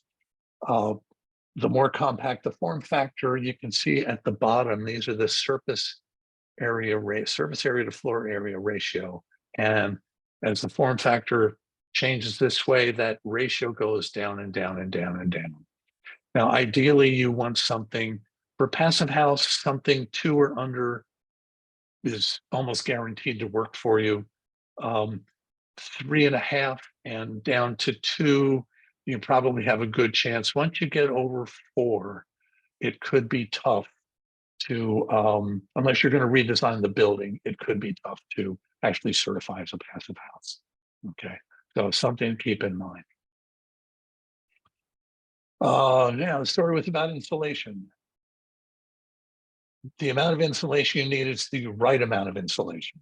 And you figure that out by doing passive house calculations in the PHPP.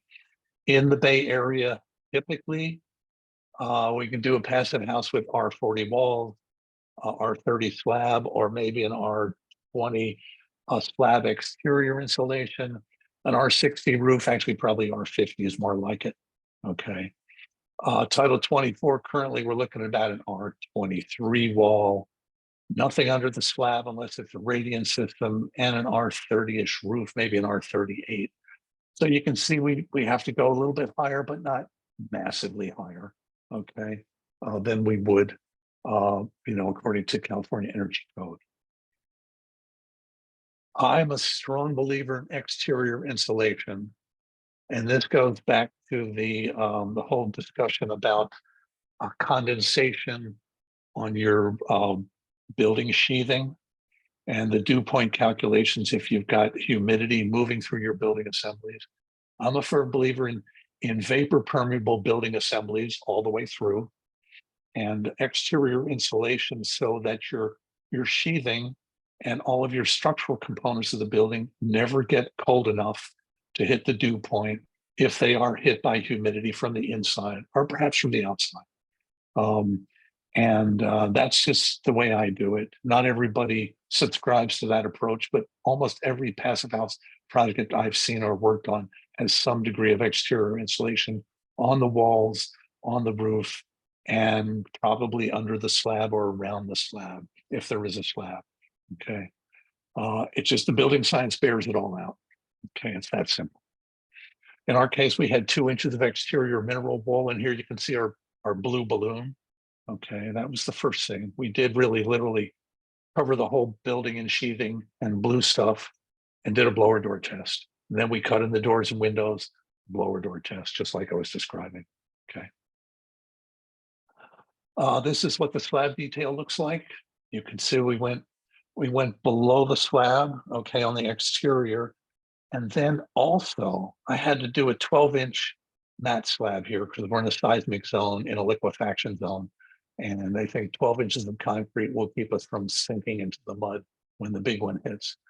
Since I had a radiant floor, I wasn't going to do it in 12 inches of concrete. That would just be silly. So we insulated the exterior of the slab that tied into the exterior wall insulation. So I've got continuous insulation all the way down the outside. And then I put another 3.5 inches of insulation to lay the radiant floor on top of it. Okay.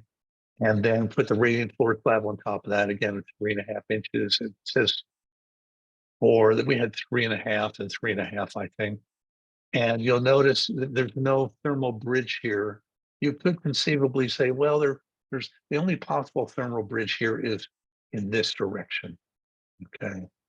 Concrete to wood to wood to concrete, but that's broken from the outside by this continuous plane of insulation here. And it's broken from the inside by this insulation and this insulation. So the path of thermal movement is really quite small. And in fact, the thermal bridge on this slab, or this, this slab / stem wall construction came out to be a significant negative, which was really good. That's what you want to see if you can get it. Okay. But I had to know this in advance so that they could build it this way. Yeah.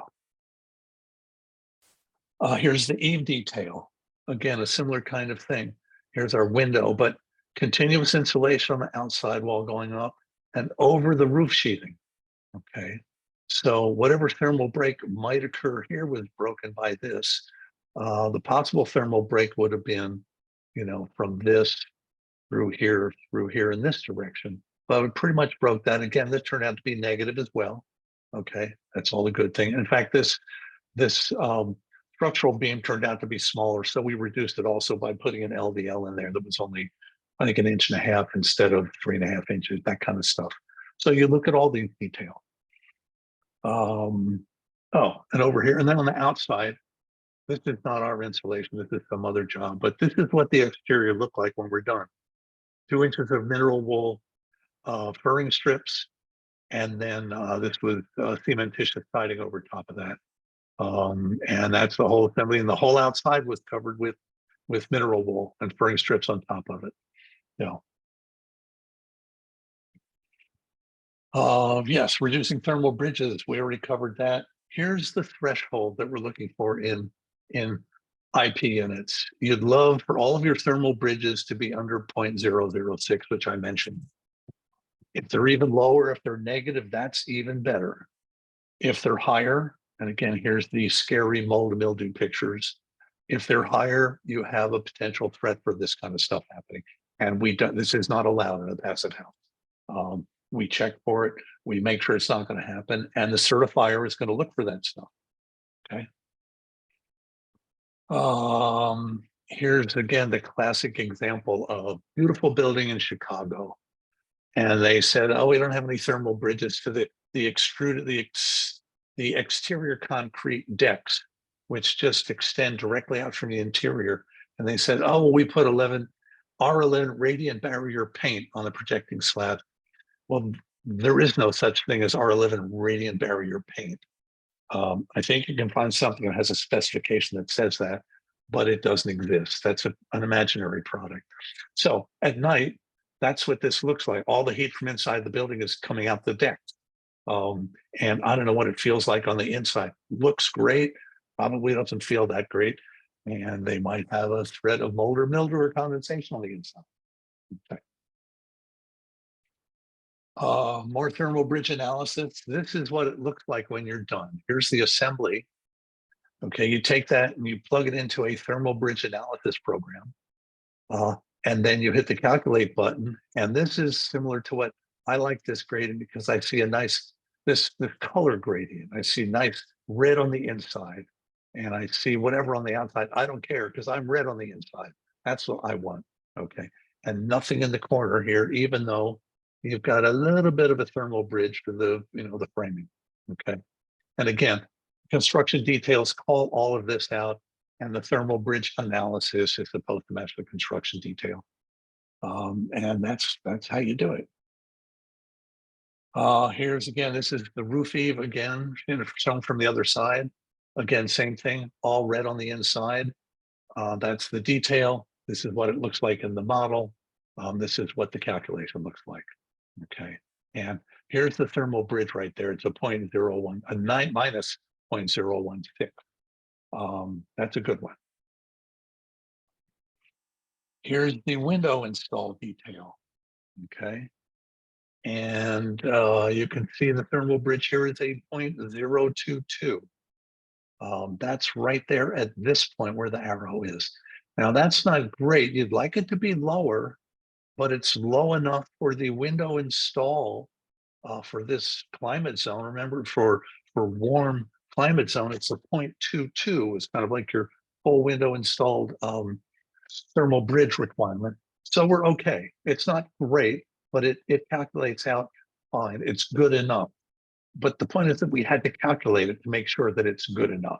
If you don't, you don't know. Okay. Let's see what else we've got. Okay. So to wrap things up, here's what you get if you design and build a passive house. You get comfort. You get health. You get ultra low energy use. You get predictable and resilient building performance. You get a cost-effective building in terms of its operation. I'll be honest, with single-family residences, it's probably going to cost you a little bit more to build a passive house. Depends on a lot of factors. There are people that are building single-family passive house residences at market rates, but they're experienced and they know how to design them and they know how to build them and they've done it before. Multifamily is easier, okay? But for first-time designers, consultants, builders, trades, and so on and so forth, homeowners and developers, I think you should just assume that it's going to cost you more to build a single-family residential passive house building. And people say how much more, and it depends on so many things. I've seen numbers as low as 3%. I've seen numbers as high as 15%. So there are a lot of factors. There's no one thing I can point to that says that's the one thing you do and that's how much it's going to cost you. It's not that simple. Okay, but you spend a little bit more and you get so much more in return, and everybody's happy. Everybody I know that lives in a passive house says, why didn't I do this 25 years ago? This is crazy. This is a fabulous house. And that's what we feel about ours too. Actually, we did two. We're in our second one now. First one was equally great. So here's some resources, published resources. These are all good things. I'm going to make a personal plug for the one in the lower right here, Passive House Detail.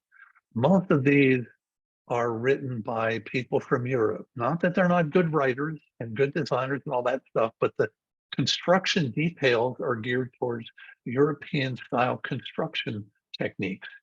And a lot of them really don't apply to the way we build stuff here. So not to diss any of those others, okay, but they're coming from a different continent with a different focus. This one, whenever I have a new client, an architect or a designer who's talking about doing a passive house, and they start asking questions about details, I just buy them this book and send it to them because it's got a bunch of case studies with detailed descriptions, detailed drawings of how they did, the roof wall intersection, how they did the window install, how they did the slab insulation, so on and so forth, like good, useful, practical details. And so I found that everybody I've sent that to, or everybody I've recommended it to, have agreed that it's a good resource. So that's my personal favorite. I've got it right here by my desk. They're online resources. Okay, the Passive House database. You can go and look up all kinds of stuff. You can look up certified components. You can look up project profiles. You can look up. There's so much stuff. There's just so much stuff I can't begin to describe it all. At the database.org, you can look up project profiles. And there are a bunch of projects from California in there. Some of them are certified, some of them are not, but projects from all over the world.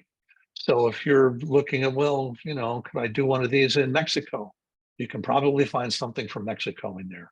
Okay, so I would just say start poking around and browsing. Passive House California, become a member. It's cheap. You get access to all of their resources. You've got access to all of the Passive House Network resources. You've got access to all of the International Passive House Association resources. You have to become a member of one of the affiliates to get access to the really good nitty-gritty stuff from the International Passive House Association. Okay. It's well worth it. Okay. There's just a lot of information there. And then, yes, get trained. Absolutely, positively. There are core courses. Passive House Network has core courses. The 5-day course in Santa Barbara coming up is one of them. And that's the core course that's been around the longest. So it's the most highly developed course. It's been gone over quite a bit. There are specialty courses. I already mentioned the tradesperson course. I'd recommend that for anybody who's actually building stuff. It's good. It's hands-on. There are courses on things like PHP, and Therm, Design PH. Some of them are online. A lot of them are free. If you can't find one of those that suit your purposes, get in touch with me or the Passive House Network, and a Passive House consultant or certifier is happy to be a mentor on an hourly basis just to get your kick started. We all like doing that because we want more passive houses. Really that simple. And then finally, the big finale. This is what you should all be signing up for. Sarah, do you want to talk about this? Yeah. So the 3C Run training will be at the end of June at Santa Barbara City College. It's a 5-day in-person training. Steve is the trainer, so you'll get 5 full days of passive house knowledge direct from him. There is a interest form on our website, and I'm adding the event page to the chat. So if you are interested, you just want to complete an interest form, and then I reach out to you directly just to confirm eligibility and that you can attend all 5 days. And the biggest news is it's free, which it normally is about $2,000. And that I was going to say that includes the exam cost. Normally the exam is a separate $300 or $400 cost. So 3C Ren is covering the cost for all of that stuff. So this offer will probably never exist again anywhere. Well, it might. I don't know. You never know. But this is a great opportunity. If you're all interested in this stuff and you can carve out the 5 days, I'd highly recommend it. Let's see. Anything else? Oh, And if you want to join another membership, Pass House California is one. And APHN Network is another one. You know, you can either one or both, you know, and I would encourage you to join us and seize the power of Passive House. And then here's some upcoming courses. These are 3C REN courses. And before you look at those, or maybe Sarah wants to talk about those, you probably already know about many of these because 3C REN's marketing and outreach is really good. I've come to an awful lot of your classes, Sarah, I have to say. So I really enjoy them. Yeah, thank you, Steve. But Yeah. oh, go ahead. Yeah. Oh, no, I was just gonna say, there are AIA learning units for today's course. So if anyone wants those units and they've attended, just send me an email and give me your AIA number and I'll pass that on to the Passive House Network and get you credit. I'm also just launching a quick poll. It just kind of helps us gauge quality of courses, just kind of presentation of knowledge. It's just kind of a general course poll that just helps us out. The slides and the recording from today's course will be sent to your inbox in the next day or so, and you'll be able to access all the links that were in the slides and be able to kind of go to any parts of the recording that you might want to get some extra knowledge from. So yeah, so thank you for everyone attending. And Steve, if there's anything else you want to say, go for it. Yeah, I just would say my email's in the Dropbox or in the chat box. You know, if you want to have any of these discussions offline, happy to help if I can. I'm always happy to spend time to people, especially if they're wanting to do their first project and they just have questions, starter questions and things like that. Happy to spend time with that. So, and I wanted to thank you all for showing up in the first place and for sticking it out for the whole time. I thought we were going to get a little early, but that didn't happen because I tend to babble a bit. Come to the class in June. And I was going to say, if you don't like it or if you didn't enjoy it, you can get your money back, but then you wouldn't have spent any. So I can't make that. Yeah.